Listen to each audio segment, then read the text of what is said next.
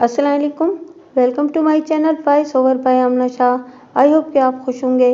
कहानी शुरू करने से पहले आपसे रिक्वेस्ट है कि अगर आपको मेरा कंटेंट पसंद आता है तो प्लीज़ मेरे चैनल को सब्सक्राइब करें। आइए कहानी का आगाज़ करते हैं। बाज़ दिन ऐसे होते हैं कि कुछ भी करने को नहीं होता। सुबह से शाम तक हाथ पर हाथ रख के बैठे रहो, बकोले शख्स से मक्खियाँ मारते रहो। लेकिन बाज़ दिन ऐसे भी होते हैं कि जिधर निगाह उठाओ काम ही काम दिखाई देता है। गोया एक लम्हे को सर खुजाने की फुर्सत नहीं मिलती। वो भी एक ऐसा ही दिन था। वो जाती हुई सर्दियों के दिन थे। माह फरवरी इख्तिताम पर था। मौसम सरमा रुखसत हो रहा था। ताहम रात अब भी गुलाबी जाड़े की याद ताज़ा कर लिया करती थी और सुबह के वक्त भी फिजा में खून की रची बसी रहती थी। ऐसी ही एक सुबह मैं तैयार होकर थाने पहुंचा तो एक सनसनीखेज इत्तला मेरी मुंतज़िर थी। मैं अपने कमरे में आकर बैठा ही था कि एक कांस्टेबल ने आकर बताया, मलिक साहब, यूसुफ माची की बेटी ने खुदकुशी कर ली है। कौन यूसुफ माची? मैंने इत्तला देने वाले कांस्टेबल से पूछा। ये बंदा उधर कादराबाद में रहता है मलिक साहब, कांस्टेबल वजाहत करते हुए बोला। कादराबाद से 2 बंदे इस वाक़े की रिपोर्ट दर्ज कराने आए हैं। वो दोनों बंदे कहाँ हैं? मैंने कांस्टेबल कामरान से इस्तफसार किया। क्या इनमें यूसुफ माची खुद भी शामिल है? नहीं जनाब, यूसुफ माची उनके साथ नहीं आया। वो नफ़ी में गर्दन हिलाते हुए बोले। इन दोनों बंदों का ताल्लुक कादराबाद ही से है। वो इस वक्त बाहर बरामदे में बैठे हुए हैं। मैं जब थोड़ी देर पहले अपने कमरे की तरफ आ रहा था तो मैंने बरामदे में 2 अफराद को बैठे हुए देखा था। वो आपस में खुसर पुसर कर रहे थे और मुझे याद आ रहा था कि उन्होंने मुझे देखते ही सलाम भी किया था। ताहम मैं सर की असबाती जुम्बिश से उनके सलाम का जवाब देते हुए अपने कमरे में आ गया था। कांस्टेबल कामरान यकीनन इन्हीं 2 अफराद का जिक्र कर रहा था। मैंने कामरान से कहा, ठीक है, तुम इन्हें अंदर भेजो। वो ओके सर कहता हुआ कमरे से निकल गया। मौसा कादराबाद मेरे थाने से 2 मील के फासले पर मशरिक में वाक़े एक छोटा सा गांव था जिसकी आबादी 800-900 से 1000 के दरमियान थी। ये लगभग 200 घरों पर मुश्तमिल एक रवायती गांव था। थोड़ी ही देर के बाद कादराबाद से आने वाले दोनों अफराद मेरे सामने हाजिर थे। उन्होंने बड़े अदब से झुककर मुझे सलाम किया और मैंने उन्हें अपने सामने बिठा लिया। इनमें से एक का नाम याकूब था। याकूब पेशे के एतबार से मोची था, जबकि उसके साथ आने वाले शख्स का नाम सलीम सूबेदार मालूम हुआ। ये दोनों बंदे मोसक कादराबाद ही के रहने वाले थे। सलीम के नाम ने मुझे चौंका दिया था, लिहाजा मैंने इससे पूछ लिया, हाँ भाई सलीम, तुम कहाँ के सूबेदार हो? वो डील डोल में बना बनाया पहलवान नजर आता था। मेरे सवाल पर वो जरा सा झेंपा, फिर उसने जवाब दिया, थानेदार साहब, मैं असली सूबेदार नहीं हूँ जी।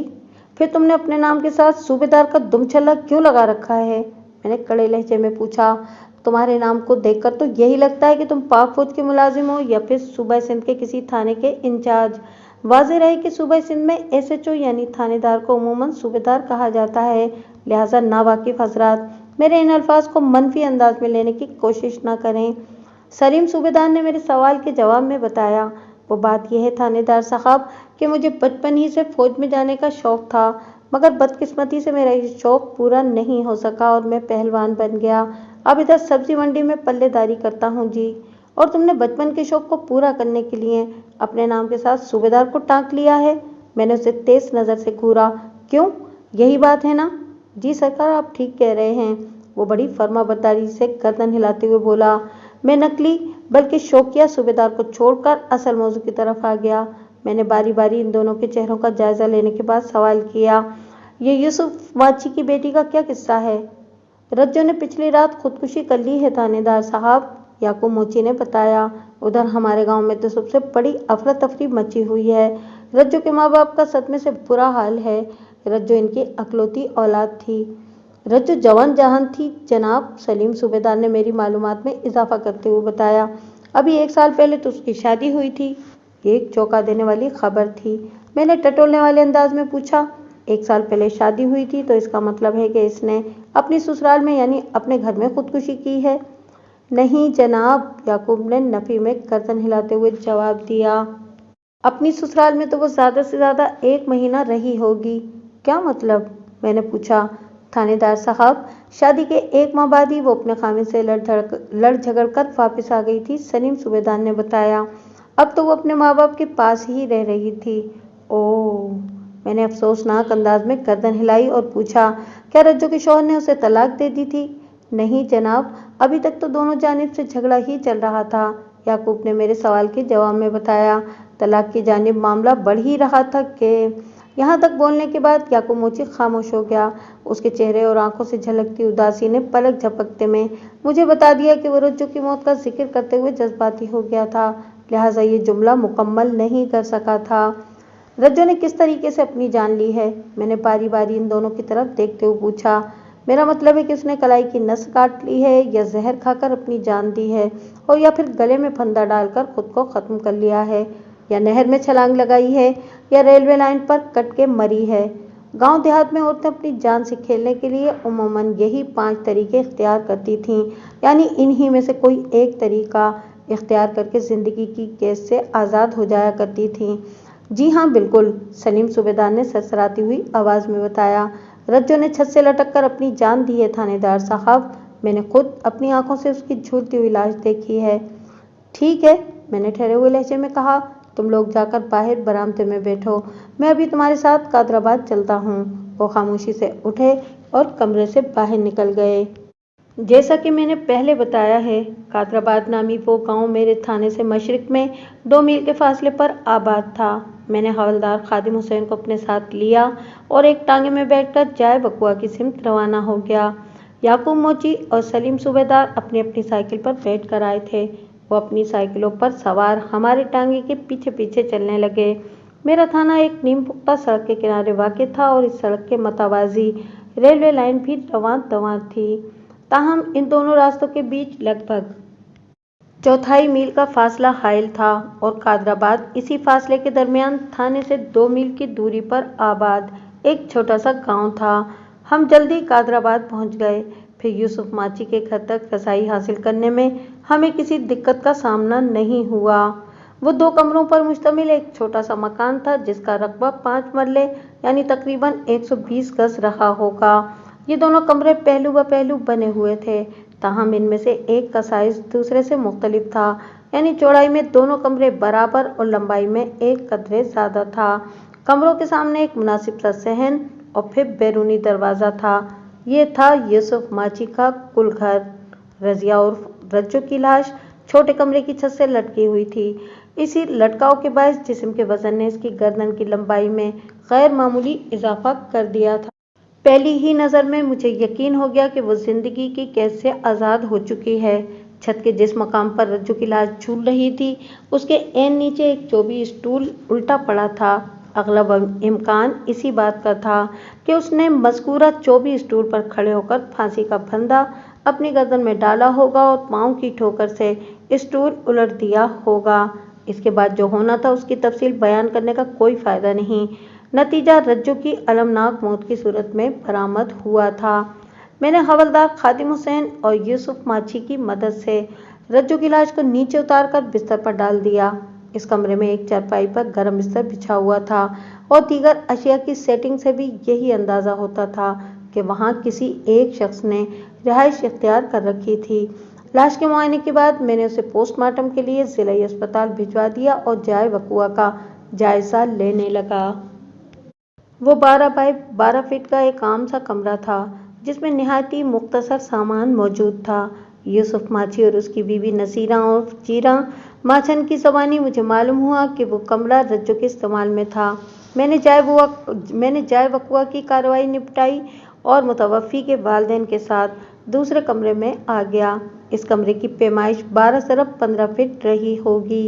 यूसुफ और नसीरा की हालत खासी ख़राब हो रही थी, लेकिन जाहिर है पूछगछ भी ज़रूरी थी। मैंने दिली हमदर्दी का इजहार करते हुए ठहरे हुए लहजे में कहा, मुझे आपकी बेटी की मौत का शदीद सदमा है और मैं तुम लोगों के दुख में बराबर का शरीक हूँ। थानेदार साहब, मैंने भी कैसी किस्मत पाई है, यूसुफ माची गुलूगीर आवाज़ में बोला। अल्लाह ने सिर्फ एक औलाद दी और उसका नसीब भी ऐसा कि शादी की तो वो उसे रास नहीं आई। 1 साल से घर में बैठी हुई थी और अब तो वो जान ही से चली गई। मैं एक बार फिर बे औलाद हो गया। रज्जू हमारी शादी के 5 साल बाद पैदा हुई थी। हम तो जीते जी मर गए जी। जीरा माछन आंसू बहाते हुए बोली, पता नहीं किस बदबख्त की नज़र मेरी रज्जू को खा गई है। मैं आप लोगों की बेटी को तो वापस नहीं ला सकता, मैंने गहरी संजीदगी से कहा, लेकिन इसकी मौत के सबब तक पहुंचना मेरे फराइज का हिस्सा है। लिहाजा इस सिलसिले में मुझे आप ही से सबसे पहले पूछ परतीत करना होगी। मौत का सबब? यूसुफ माची ने उलझनज़दा नज़र से मुझे देखा और बोला, जनाब, सबब तो साफ नज़र आ रहा है कि रज्जो ने अपने गले में फांसी का फंदा डालकर जान दी है। ये सबब नहीं बल्कि तरीक़ाकार है, मैंने वजाहत करते हुए कहा। छत के शहतीर के साथ फांसी का फंदा बांधना, स्टूल पर खड़े होकर इस फंदे को अपनी गर्दन में फिट करना, स्टूल को पाँव की ठोकर से गिराना और फंदे से झूलकर खुद को ख़त्म कर डालना, ये सब जान लेने के तरीक़ाकार में शुमार होते हैं। जबकि मैं ये जानना चाहता हूँ कि वो इस तकलीफ दे अमल से गुजरने पर मजबूर क्यों हुई। मैंने लम्हाती तवक्कुफ़ करके बारी बारी इन्हें गहरी नज़र से देखा। वो मतोहिश अंदाज में मुझे ही तक रहे थे। मैंने इजाफा करते हुए कहा, मैं जो कुछ जानना चाहता हूँ इस हकीकत तक तुम लोग मुझे पहुँचाओगे, तुम दोनों। हम? जीरा माछन घबरा कर बोली, हमें क्या पता जी, रज्जो ने ये खतरनाक कदम क्यों उठाया है। अगर हमें पता होता तो वो ऐसा कुछ करने वाली है तो हम भला उसे ऐसा करने देते। हम कुछ नहीं जानते थानेदार साहब, यूसुफ माची मिन्नत रेज लहजे में बोला। हमें रज्जो के इस प्रोग्राम के बारे में कुछ पता नहीं था। आप लोग मेरी बात को समझ नहीं रहे हो, मैंने बारी बारी इन दोनों की तरफ देखते हुए नरमी से कहा। कोई भी इंसान बाकायदा ऐलान करके खुदकुशी नहीं करता। ये किसी भी तंग आमद बजंग आमद इंसान का इंतहाई खुफिया प्रोग्राम होता है। फिर हम आपको क्या बताएं जी, यूसुफ माची शिकस्त खुर्दा नज़र से मुझे देखते हुए बोला। मैं इन दोनों की दिली और जहनी कैफियत को अच्छी तरह समझ रहा था। इनकी जवान जहान बेटी मौत के मुंह में चली गई थी, इस जरा से इनकी अजियत बढ़ रही थी, लेकिन मैं भी अपने पेशा वराना फ़राइज़ से मजबूर था। एक इंसान ने छत से लटक कर अपनी जान दे दी थी। इसकी लाश को पोस्टमार्टम के लिए अस्पताल भिजवाया जा चुका था और जिन हालात ने इस बदनसीब को अपनी जान लेने पर मजबूर किया था, जब तक वो मेरे इल्म में ना आते मैं अपनी तफ्तीश को किसी भी सिमत में आगे नहीं बढ़ा सकता था। मैंने कदरे नरमी का अंदाज इख्तियार करते हुए ज़रा मुख्तलिफ अंदाज में सवालात का आगाज़ किया। तुम लोगों को कब पता चला कि रज्जो ने खुदकुशी कर ली है। आज सुबह जी, जीरा ने बताया। रज्जो सुबह जल्दी उठ जाती थी, यूसुफ माची वजाहत करते हुए बोला, यही कोई 5:30 बजे या 6 बजे तक, लेकिन आज जब वक्त 6 से भी आगे चला गया तो हमें तशवीश हुई कि वो अभी तक जागी क्यों नहीं।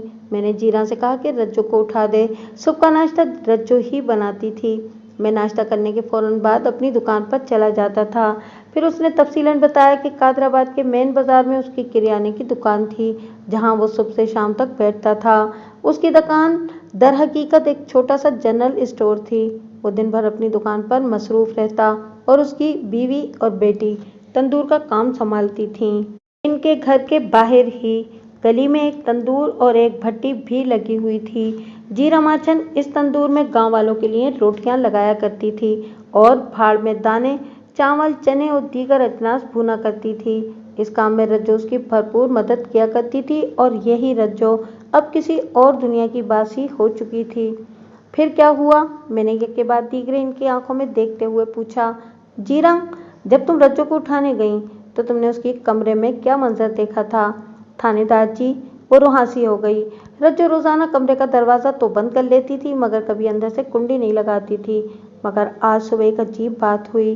जब मैंने रज्जो को जगाने के लिए आवाज़ें दी और उसकी तरफ से कोई जवाब नहीं आया तो मैंने उसे झंझोड़ कर जगाने का फैसला किया और इसी वक्त पता चला कि दरवाजे के अंदर से कुंडी चढ़ी हुई है। ओह! मैंने एक गहरी सांस खारिज की। जनाब, जब जीरा ने मुझे बताया कि रज्जो ने दरवाजे को कुंडी लगा रखी है तो मैं भी परेशान हो गया। यूसुफ माची भराई हुई आवाज़ में बात को आगे बढ़ाते हुए बोला, हम दोनों ने कई बार दरवाजे को खटखटाया और रज्जो को आवाज़ें दी मगर बेसूद। अंदर से कोई आवाज़ नहीं उभरी। मजबूरन दरवाज़ा तोड़कर हमें अंदर दाखिल होना पड़ा। रात को रज्जो कितने बजे सोने के लिए अपने कमरे में गई थी, मैंने पूछा। लगभग 7 बजे हमने एक साथ बावर्ची खाने में बैठकर खाना खाया था, जीरा ने बताया। इसके बाद यूसुफ अंदर कमरे में चला गया था। मैंने बर्तन समेटे और हम दोनों माँ बेटी ने मिलकर बर्तन धोए और बावर्ची खाने से बाहर आ गईं। रज्जो अपने कमरे में चली गई थी और मैं बैरूनी दरवाजे को अच्छी तरह बंद करने के बाद यूसुफ के पास आ गई थी। वो एक गहरी सांस लेकर बोली और फिर इजाफा करते हुए उसने कहा, बस जी, हमने रज्जो को उसी वक्त आखिरी बार जिंदा देखा था। इसके बाद तो आज सुबह उसकी झूलती हुई लाश से ही मुलाकात हुई थी। तो इसका मतलब ये हुआ कि रज्जो लगभग 8 बजे अपने कमरे में गई होगी। मैंने सोच में डूबे हुए लहजे में कहा। फिर पूछा, क्या खाना खाने के दौरान में कोई ऐसी बात हुई थी जो रज्जो को बहुत बुरी लगी हो, उसे दुख पहुंचा हो? कोई नहीं जी, जीरा ने उकताहट आमेज अंदाज में बताया। वही सब दिन रात की एक जैसी बातें, कुछ भी नया नहीं हुआ था। देखें जी थानेदार साहब, यूसुफ माची भीगी हुई आवाज में बोला, रज्जो हमारी अकलौती औलाद थी जो मन्नतों मुरादों के बाद 5 साल के अरसे में पैदा हुई थी, और हम उसे दुख पहुंचाने वाली कोई बात कैसे कर सकते हैं? क्या उसकी जिंदगी में पहले कुछ कम दुख थे जो हम इसमें इजाफा करने की कोशिश करते? जीरा और उसके शौहर यूसुफ माची का कहा अपनी जगह 100% दुरुस्त था, लेकिन मैं ये बात मानने को हरगिज तैयार नहीं था कि किसी इंसान की जिंदगी में कोई परेशानी ना हो और वो बैठे बिठाए शौकिया खुदकुशी कर बैठे। रजिया और रज्जो ने जिस अंदाज में अपनी जान दी थी, इससे देखने वालों को बखूबी अंदाजा होता था कि वो अपने सीने में गमों का कितना बड़ा तूफान छुपाए बैठी थी। ये बात मेरे इल्म में आ चुकी थी कि रज्जो की 1 साल पहले शादी हुई थी, लेकिन वो ससुराल में सिर्फ 1 माह रही थी और उसके बाद मैके आ गई थी। जो लोग रज्जो की मौत की इत्तला देने थाने आए थे, उनके मुताबिक रज्जो को अभी तक तलाक नहीं हुई थी, बल्कि दोनों खानदान बहुत सारे इख्तलाफी मौज़ूआत लिए एक दूसरे को चित करने की कोशिश कर रहे थे। जिस लड़की की शादी को सिर्फ 1 साल हुआ हो और वह शादी के 1 माह बाद ही मैके आ गई हो, उसके दिल का हाल जानने के लिए इंसान का आलिम फाजिल या साइंसदान होना जरूरी नहीं। मैंने इसी नाजुक पहलू को छेड़ने की कोशिश की थी। यूसुफ, मैंने मुतवफ़्फ़ी रज्जो के बाप को मुखातिब करते हुए पूछा, मुझे पता चला है कि 1 साल पहले तुमने रज्जो की शादी कर दी थी। आपने बिल्कुल ठीक सुना है जनाब, बस बात में गर्दन हिलाते हुए बोला, लेकिन अपनी अपनी किस्मत की बात है जनाब। वो इतना बताकर अचानक खामोश हो गया तो मैंने सब कुछ जानते बूझते हुए भी पूछ लिया, क्या हुआ यूसुफ, तुम बोलते बोलते रुक क्यों गए? किसकी किस्मत की बात कर रहे हो तुम? रज्जो की जी, वो गुलूगीर आवाज में बोला। वो सिर्फ 1 माह अपने खाविंद के घर में रही और इसके बाद से इधर ही पड़ी हुई थी, और अब तो वो एक बार फिर बात अधूरी छोड़कर खामोश हो गया। मैंने सोच में डूबे हुए लहजे में कहा, इसकी वापसी की वजह कोई नहीं जी, यूसुफ के बजाय उसकी बीवी जीरा ने बेजारी से बताया।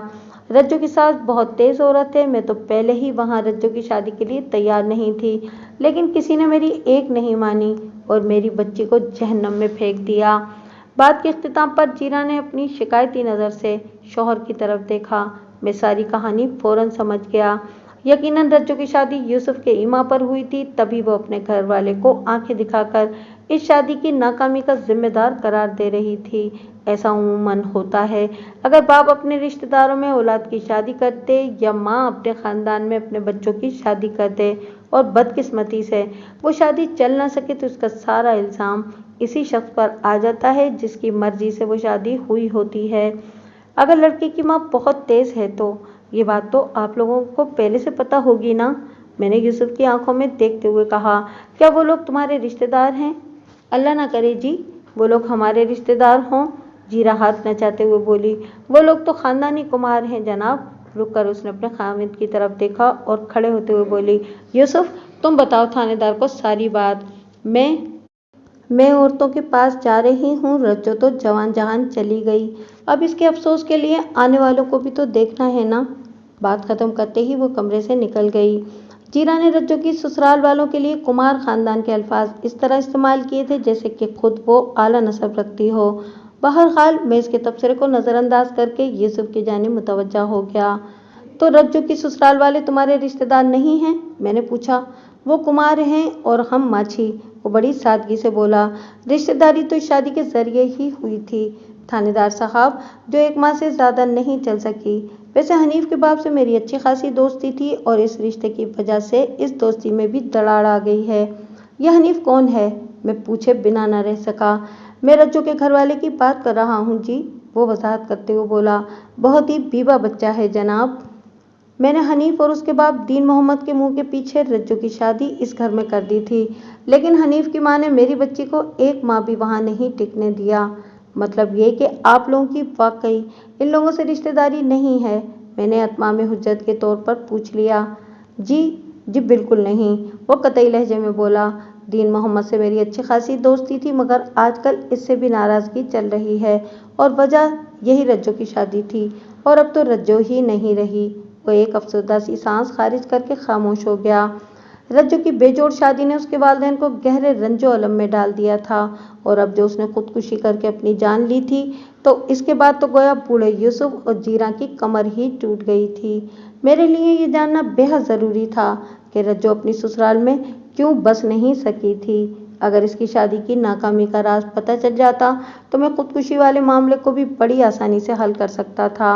इन दोनों मामलात में कोई न कोई लिंक ज़रूर पाया जाता था। यूसुफ, तुमने बताया है, और इससे पहले तुम्हारी बीवी जीरा भी कह चुकी है, कि रज्जो की सास बहुत ही तेज किस्म की औरत है।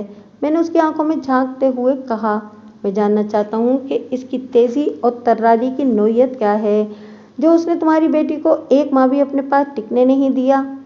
एक तो वहाब बीबी जबान की बहुत तेज है, वो रज्जो की सास के बारे में बताने लगा। गुस्सा तो उसकी नाक पर रखा रहता है। फिर इसकी 7 बेटियां भी एक से बढ़कर एक हैं, इनमें से कोई भी अपनी माँ से कम नहीं है। ओह, 7 बेटियां, मैंने सास खारिज करते हुए कहा। तो हनीफ की 7 बहनें हैं, और इसके भाई कितने हैं? भाइयों में वो अकलौता ही है, उसने जवाब दिया। लेकिन उसकी 7 बहनें 70 भाइयों के बराबर हैं, इससे बड़ी, और 4 छोटी हैं, लेकिन अभी शादी किसी की भी नहीं हुई। ओह, ये तो और भी खतरनाक बात है, बेसाख्ता मेरे मुंह से निकला। जिस घर में जवान बहनें कंवारी बैठी रहें और इनसे छोटे भाई की शादी हो जाए, वहां इस घर की बहू के लिए इस किस्म के मसाइल पैदा हो ही जाते हैं।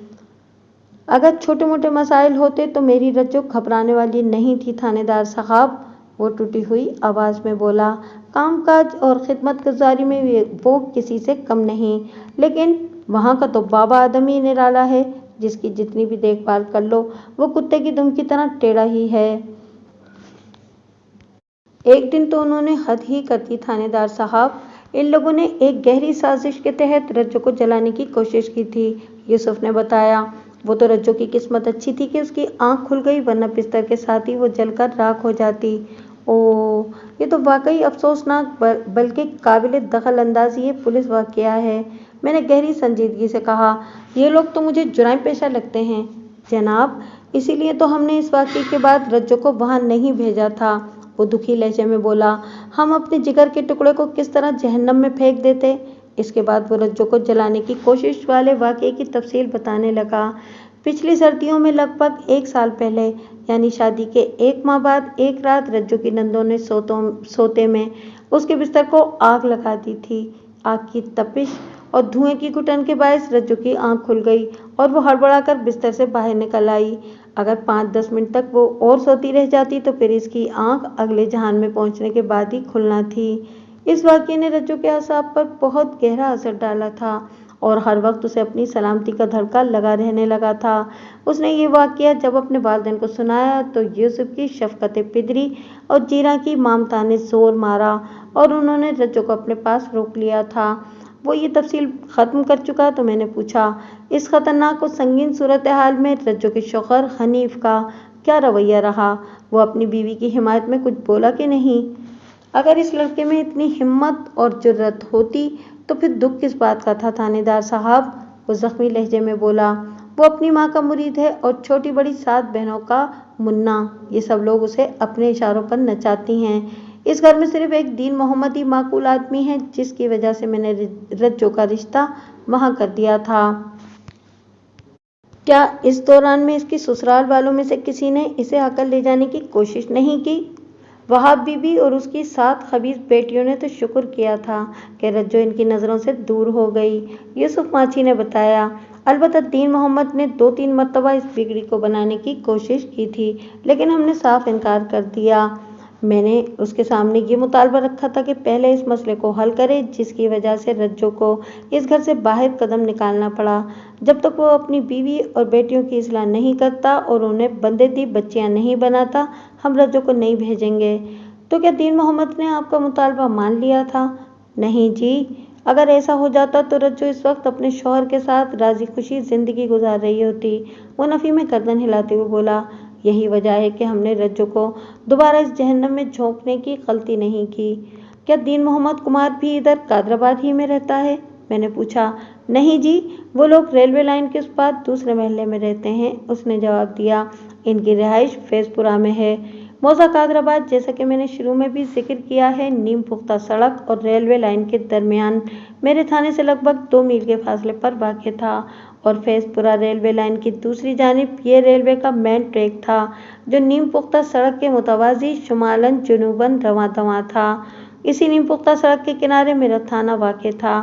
یوسف، تمہاری باتوں سے تو میں یہی سمجھ پایا ہوں کہ رجو اور حنیف میں میاں بیوی کا رشتہ ابھی تک برقرار تھا، میں نے کہا۔ یعنی نوبت طلاق تک نہیں پہنچی تھی، وہ دونوں علیحدگی کی زندگی گزار رہے تھے۔ جی ہاں، یہی حقیقت ہے، وہ سر کو اثباتی جنبش دیتے ہوئے بولا۔ واقعی قانون اور شریعت کی روح سے وہ دونوں میاں بیوی ہی تھے۔ نہ تو ابھی تک حنیف نے رجو کو طلاق دی تھی اور نہ ہی ہماری جانب سے ایسا کوئی مطالبہ کیا گیا تھا۔ جب وہ دونوں رجو کی موت تک میاں بیوی تھے تو پھر اس عظیم سانحے پر حنیف کی طرف سے کیا رد عمل آیا ہے؟ میں نے پوچھا۔ یہ تو ممکن نہیں کہ فیض پورہ والوں کو ابھی اس واقعے کی خبر نہ ہوئی ہو۔ رجو کی موت کی خبر تو آلے دوالے کے ہر گاؤں تک پہنچ چکی ہے تھانے دار صاحب، اس نے دکھی لہجے میں کہا، لیکن ابھی تک حنیف یا اس کے گھر والوں میں سے کوئی ادھر نہیں آیا۔ میں گہری سوچ میں ڈوب گیا۔ یہ ایسا موقع تھا کہ کم از کم حنیف کو تو یوسف کے گھر آنا چاہیے تھا۔ دونوں خاندانوں کا لڑائی جھگڑا اور اختلافات اپنی جگہ، مگر اپنی آخری سانس تک رجو حنیف کی بیوی تھی۔ آخر اس کا اخلاقی فرض بنتا تھا کہ وہ پہلی فرصت میں یہاں پہنچتا، پھر قادرآباد فیض پورہ سے کوئی کوسوں میل کے فاصلے پر بھی واقع نہیں تھا جو وہاں اس واقعے کی اطلاع پہنچنے میں یا وہاں سے کسی کو یہاں آنے میں مہینے لگ جاتے۔ دونوں موضوعات کے درمیان ایک ریلوے لائن ہی تو تھی۔ میں 10-15 منٹ تک مزید یوسف ماچی کے پاس بیٹھا رہا، پھر اٹھ کھڑا ہوا۔ جس حد تک ممکن تھا میں نے اس کی دلجوئی بھی کی۔ جب میں اس کے گھر سے باہر نکلا تو اس نے منت ریز لہجے میں پوچھا، تھانے دار صاحب، رجو کی لاش کب تک ہمیں مل جائے گی؟ میں نے آج یہاں پہنچتے ہی موقع کی ضروری کارروائی کے بعد رجو کی لاش کو حوالدار خادم حسین کی نگرانی میں پوسٹ مارٹم کے لیے سرکاری اسپتال بھجوا دیا تھا۔ پوسٹ مارٹم کی ابتدائی رپورٹ کل کسی وقت ہی حاصل ہو سکتی تھی اور لاش کا امکان پرسوں تک تھا، لہٰذا انہی حقائق کی روشنی میں نے یوسف ماچی کے سوال کا جواب دے دیا۔ یوسف، تم اپنے ذہن میں پرسوں دوپہر رکھو، یہ بھی ممکن ہے کہ پرسوں صبح ہی رجو کی لاش اسپتال سے واپس آ جائے۔ ٹھیک ہے جی، وہ بڑی فرمانبرداری سے بولا۔ میں نے اس بات میں سر ہلایا اور یوسف ماچی کے گھر سے نکل آیا۔ تھانے واپسی سے پہلے میں نے قادرآباد میں گھوم پھر کر رجو کے حوالے سے مختلف لوگوں سے سنگن لینے کی کوشش کی تاکہ کوئی بھی یا کام کی بات معلوم ہو سکے، لیکن آدھے گھنٹے کی پوچھ تاچھ کے باوجود بھی کوئی مثبت نتیجہ سامنے نہیں آیا۔ میں ٹانگے میں بیٹھا اور تھانے آ گیا۔ اب میں پوسٹ مارٹم کی رپورٹ آنے تک اندھیرے میں تھا۔ یہ رپورٹ ہی اس کی موت کے راز کا پردہ چاک کر سکتی تھی۔ کوئی بھی شخص خواہ بیٹھے بٹھائے اپنی جان کا دشمن نہیں ہو جاتا۔ خودکشی کرنے والے شخص کے سامنے اپنی جان لینے کا بڑا مضبوط جواز ہوتا ہے، وہ جواز دنیا والوں کے لیے کتنا ہی احمقانہ کیوں نہ ہو۔ جب انسان کے لیے زندہ رہنا ممکن نہیں رہتا، تبھی تو وہ موت کو گلے لگانے کا فیصلہ کر لیتا ہے۔ اگر یہ سمجھ لیا جاتا کہ رجو نے ناکام ازدواجی زندگی سے تنگ آ کر اپنی زندگی کا چراغ گل کر لیا تھا تو بات سمجھ میں نہیں آتی تھی۔ اس کی ازدواجی زندگی کا تو 1 سال پہلے ہی ستیہ ناش ہو گیا تھا۔ یہ سوچنا منطقی طور پر درست نہیں تھا کہ رجو نے اپنے حالات سے دل برداشتہ ہو کر خودکشی کر لی تھی۔ اگر ایسا فرض بھی کر لیا جاتا تو یہ کام اسے بہت پہلے کر لینا چاہیے تھا۔ ایک سبب خودکشی کا کوئی حالیہ ناخوشگوار واقعہ بھی ہو سکتا تھا، یعنی ابھی ماضی قریب میں چند روز پہلے کچھ ایسا ہوا ہو جو رجو کے لیے ذہنی اور قلبی لحاظ سے ناقابل برداشت ہو اور اس نے ان ناگفتہ حالات سے فرار حاصل کرنے کے لیے موت میں پناہ ڈھونڈ لی ہو۔ آئندہ روز میں نے صبح اپنے عملے کے ایک بندے کو بھیج کر فیض پورہ سے حنیف اور اس کے باپ دین محمد کمار کو تھانے بلوا لیا۔ ان لوگوں کا انٹرویو بھی بہت ضروری تھا تاکہ پتہ تو چلے کہ رجو کی موت نے اس کے شوہر اور سسر پر کیا اثرات مرتب کیے تھے۔ हनीफ की उम्र लगभग 25 साल रही होगी। दरमियाने कद और भरे भरे जिस्म का मालिक एक सीधा साधा नौजवान था। रंग गंदुमी और सर के बाल सियाह घुंघराले, उसकी आंखों और चेहरे पर एक खास किस्म की सादगी पाई जाती थी। जबकि उसके बाप दीन मोहम्मद की उम्र 60 से ज़्यादा नजर आती थी। वो खमीदा कमर वाला एक उम्र रसीदा शख्स था। उसके चेहरे पर गहरी संजीदगी झलकती थी। रस्मी अलेक सलेक के बाद मैंने गुफ्तगू का आगाज करते हुए कहा, ये रज्जू के साथ क्या मामला हुआ है? इस बच्ची ने छत से लटक कर अपनी जान दे दी है थानेदार साहब, दीन मोहम्मद ने अफसरदा लहजे में बताया। ये तो मुझे भी पता है दीन मोहम्मद, बल्कि कादराबाद और फैजाबाद के अलावा आसपास के सारे गांव तक रज्जू की खुदकुशी की खबर पहुंच चुकी है। मैंने उसकी आंखों में झांकते हुए कहा, मैंने ये सुनने के लिए तुम लोगों को थाने नहीं बुलाया, मैं हकाइक जानना चाहता हूँ। हकाइक? दीन मोहम्मद ने सवालिया नज़र से मुझे देखा। मैंने एक बात खास तौर पर नोट की कि इस दौरान में हनीफ गुपचुप मुंह में घुनघुनियाँ डाले बैठा हुआ था। उसने एक मर्तबा भी मेरी आंखों में देखने की कोशिश नहीं की थी। वो बीमार मुर्गे के मानिंद गर्दन डाले एक तरफ खामोश बैठा हुआ था। हाँ, मैं रज्जू की मौत की हकीकत तक पहुंचना चाहता हूँ, मैंने एक एक लफ्ज़ पर जोर देते हुए कहा, और इस हकीकत तक तुम लोग मुझे पहुंचाओगे। मैं जानना चाहता हूँ कि रज्जू ने खुदकुशी क्यों की। ये बात आप रज्जो, जीरा और यूसुफ से पूछें जी, दीन मोहम्मद ने कहा। वो 1 साल से इन्हीं लोगों के पास बैठी हुई है। अगर रज्जो ने हमारे घर में खुदकुशी की होती तो आप हमसे ये सवाल कर सकते थे। रज्जो अगर 1 साल से अपने मैके में बैठी हुई थी तो इसमें भी तो तुम लोगों ही का कसूर है ना, मैंने तंजिया लहजे में कहा। तुम्हारी बीवी और 7 बेटियों ने इस बेचारी का ससुराल में सुख का सांस लेना ही दूभर कर दिया था। मैं मानता हूँ मेरी घरवाली वहाब बीबी ज़बान की थोड़ी तेज़ है, दीन मोहम्मद वजाहत करते हुए बोला, लेकिन इसका ये मतलब तो नहीं कि इंसान रूठ कर अपने शौहर का घर ही छोड़ दे। ससुराल में हर किस्म के हालात का सामना करते हुए निभा करना पड़ता है थानेदार साहब। आप सियाने बयाने हैं, मेरी बात को अच्छी तरह समझ सकते हैं। बिल्कुल समझ सकता हूँ, मैंने कहा। निभा करने वाली बात हर माकूल आदमी की समझ में आ जाएगी। लेकिन ये भी एक हकीकत है कि रज्जो अपनी सास की ज़बान दराजी की वजह से ससुराल छोड़कर मैके नहीं जा बैठी थी। इसके इस फेल की कोई और वजह भी थी। दीन मोहम्मद ने उलझनज़दा नज़र से मुझे देखा और पूछा, कौन सी वजह जी? इसे यूसुफ और जीरा ने अपने पास रोक लिया था, मैंने सरसराती हुई आवाज़ में कहा। इसमें रज्जो की कम और उसके वालिदैन की मर्जी ज़्यादा शामिल थी। तो फिर सारा कसूर उसके माँ बाप का हुआ ना, दीन मोहम्मद ने मुझ पर चोट करने वाले अंदाज में कहा। नहीं, मैंने दाएं हाथ की अंगुश्ते शहादत को नफ़ी में हरकत देते हुए कहा, कसूर यूसुफ और जीरा का नहीं बल्कि तुम्हारी बीवी, तुम्हारी बेटियों, तुम्हारे बेटे और सबसे बढ़कर तुम्हारा कसूर है दीन मोहम्मद। मेरा कसूर? वो आंखें फैलाते हुए बोला, मैंने क्या किया है थानेदार साहब? तुम अपने घर के सरबराह हो दीन मोहम्मद, मैंने उसके कानों की कीलें झाड़ते हुए कहा। तुम्हारे घर में दिन रात क्या हो रहा है इसकी तुम्हें खबर होना चाहिए या नहीं? जी बिल्कुल होना चाहिए, वो ताइदी अंदाज में गर्दन हिलाते हुए बोला, और मुझे है खबर। तुम्हें खाक भी खबर नहीं है दीन मोहम्मद, मैंने तुर्श लहजे में कहा। अगर तुम्हारे घर के मामलात पर ध्यान होता तो फिर कोई भी खराबी नहीं होना थी। आज रज्जो अपने घर में राजी खुशी रह रही होती और अल्लाह के करम से ये लोग अभी तक 2 से 3 भी हो चुके होते। आप ठीक कहते हैं थानेदार साहब, वो मुझसे इत्तफाक करते हुए बोला, लेकिन ऐसा न होने में आखिर मेरा कसूर क्या है? तुम्हारा कसूर लातादाद हैं, मगर इनमें सबसे बड़ा कसूर फ़राइज़ से गफलत बरतना है।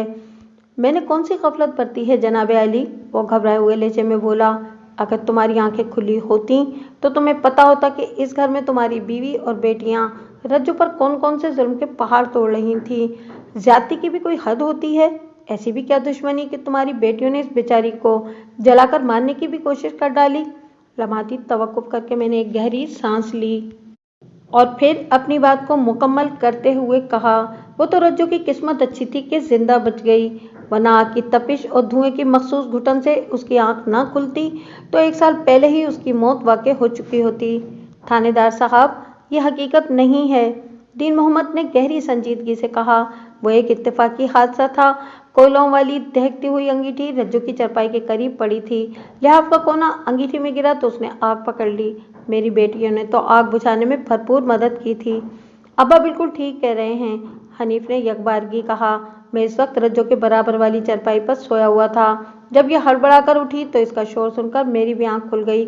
मैंने ही चिल्ला चिल्ला कर सबको इस तरफ मुतवज्जा किया था।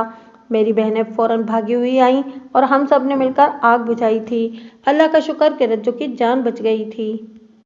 बरखुरदार, वो खामोश हुआ तो मैंने चुपते हुए अंदाज में पूछा, क्या तुम्हारे मुंह में जबान भी है?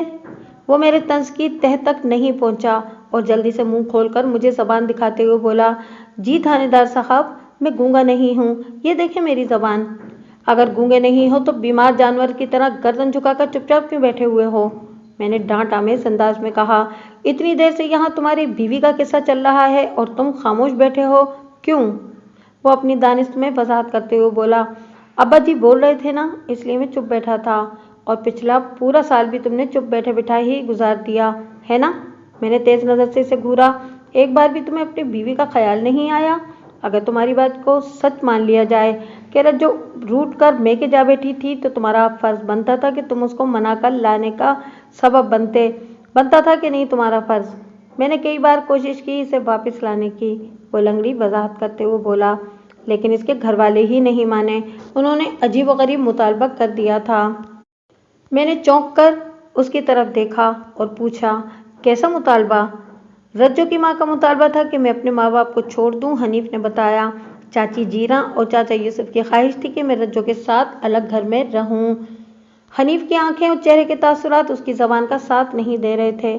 मुझे बहुत वाज़ेह तौर पर महसूस हुआ कि वो दरोग गोई से काम ले रहा था।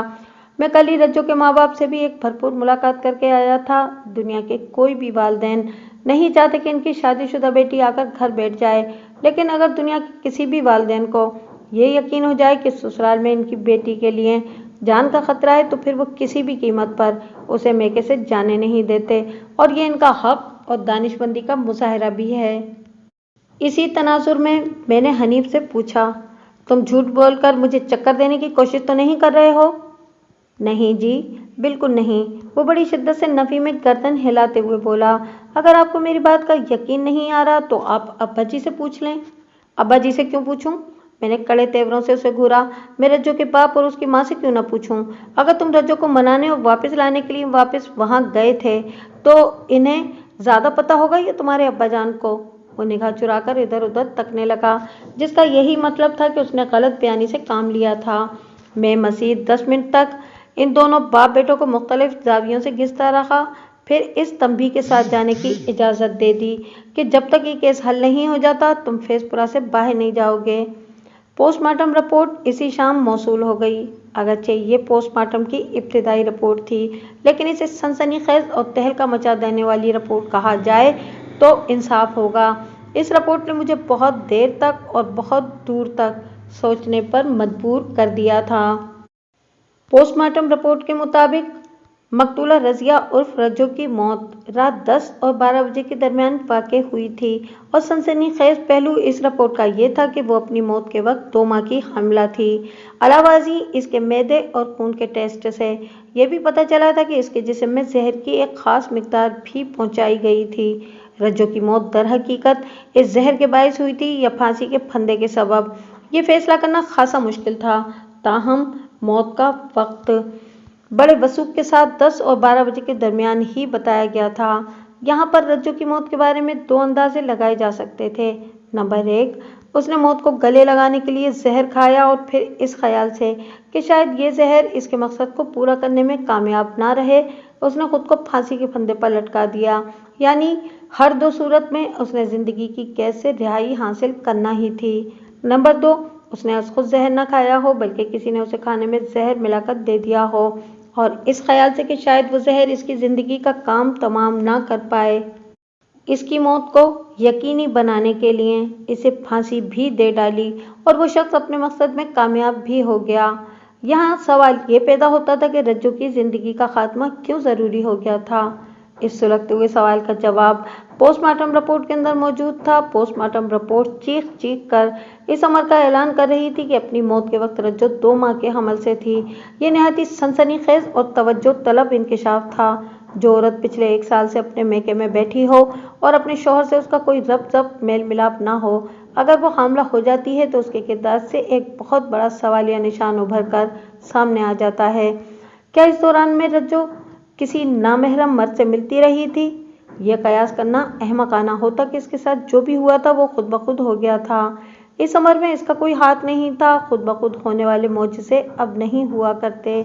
अब दुनिया में जो भी हो रहा था उसकी कोई एक ठोस वजह होती थी। अक्ल इंसानी इस वजह तक रसाई हासिल रखती थी और मुश्किल से मुश्किल उकदे को हल करने की सलाहियत रखती थी। यानी अगर कोई औरत हामला होती है तो इस बच्चे का कोई ना कोई बाप भी ज़रूर होता है, चाहे वो बाप जायज़ हो या नाजायज़। रज्जो अगर 2 माह के हमल से थी तो इसका वाज़ेह मतलब यही था कि वो तन्हाई में किसी मर्द के साथ वक्त गुजार चुकी थी।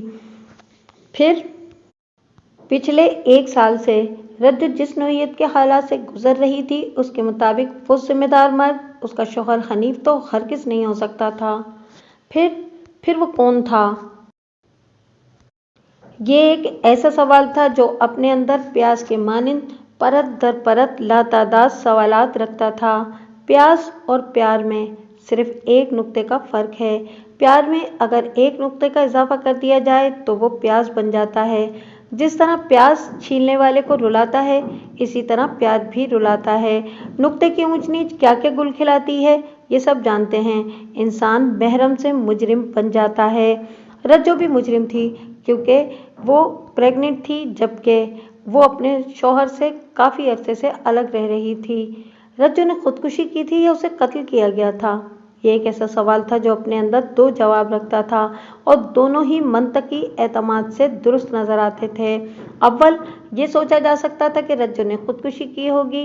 वो 1 साल से अपने मेके में बैठी हुई थी, किसी मर्द से उसका मिलना जुलना नहीं था। मतलब ये कि लोगों की नज़र में मुमकिन नहीं था। और हमारी ज़िंदगी में लोगों की नज़र की बहुत अहमियत है। हम इसे किसी भी सूरत नज़रअंदाज नहीं कर सकते। बहुत सी चीज़ों को जहन में रखना पड़ता है। ये ज़िंदगी कोई बच्चों का खेल नहीं। एक एक सांस बहुत एहतियात के साथ लेना पड़ता है ताकि इस नाजुक आबगीने को हमारे किसी अमल से ठेस न लग जाए। लोगों की नज़र में रज्जो का हामला हो जाना गुनाह के ज़ुमरे में जाता था और गुनाह तो आखिर गुनाह ही होता है। इसका बोझ ज़्यादा अरसे तक उठाए फिरना हमा-शुमा के बस की बात नहीं। रज्जो को जब यह एहसास हुआ होगा कि वो अपने फेल को ज़्यादा अरसे तक दुनिया वालों की निगाहों से छुपा कर नहीं रख सकती तो उसने मौत को गले लगाने ही में आफियत महसूस की होगी। अब उसने जहर खाने के बाद खुद को फांसी दी या फांसी का फंदा गले में डालने के बाद जहर खाया, इस मामले को बाद में भी तय किया जा सकता था। दोयम ये कि एक इम्कान ये भी था कि रज्जो को कत्ल किया गया हो। इसके करतूत की यूसुफ माची और उसकी बीवी जीरा को खबर हो गई हो। बेटी के कारनामे को छुपाने के लिए उन्होंने मिली भगत से रज्जो को ठिकाने लगा दिया हो। हमारा माशरा अजीब दोगला माशरा है। अपने घर में जो कुछ भी होता रहे हम इस पर पर्दा डालते रहते हैं और दूसरे के घर में अगर कुछ नज़र आ जाए तो उसको उछालने के लिए हम वक्त तैयार रहते हैं। ऐसे मामलात में वालिदैन की पोजीशन बहुत नाजुक होती है। वो अपनी रुसवाई और जगहसाई से बचने के लिए कोई भी ख़तरनाक और संगीन कदम उठाने पर मजबूर हो जाते हैं। ऐन मुमकिन है रज्जो का गुनाह खुल जाने के बाद इससे छुटकारा हासिल करने के लिए इसे दायमी नींद सुला दिया हो। इस नज़रिए में मुझे एक ख़ास बात खटक रही थी और वो ये कि यूसुफ माची या उसकी बीवी जीरा ये दोनों बाहमी मुशावरत से एक हतमी फैसले पर पहुंचने के बाद जहर देकर इस मुसीबत से निजात तो हासिल कर सकते थे, लेकिन ये काम इन दोनों के बस का नहीं था कि वो मरी हुई या सोई हुई या बेहोश रज्जो को उठाकर फांसी के फंदे पर भी लटका देते। इस हवाले से जहन रज्जो ही की तरफ जाता था क्योंकि इन दोनों मियाँ बीवी ने मुझे बताया था कि जब बकुआ की सुबह रज्जो हस्बे मामूल बेदार नहीं हुई तो उन्होंने उसे जगाने की कोशिश की थी। तब पता चला था कि उसने दरवाजे को अंदर से कुंडी लगा रखी है। हालांकि इनके बयान के मुताबिक रज्जो रात को सोने से पहले कमरे का दरवाज़ा भेड़ देती थी, मगर इसने कभी दरवाजे को अंदर से कुंडी नहीं लगाई थी। इन लोगों ने दरवाज़ा तोड़कर कमरे के अंदर रसाई हासिल की थी। अगर जीरा और यूसुफ के बयान में सदाकत थी तो फिर रज्जो फांसी के फंदे पर लटकने की खुद ही जिम्मेदार थी। मेरा ध्यान एक तीसरे इम्कान की तरफ भी जा रहा था। जब इंसान पूरी तवज्जो और इन्हिमा के साथ सोचने बैठता है तो उसकी निगाह में नई नई राहें खुलने लगती हैं। शायद اسی لیے قادر مطلق نے اپنے مقدس ترین کلام قرآن مجید میں انسانوں کو بار بار غور و فکر کرنے کا حکم دیا ہے۔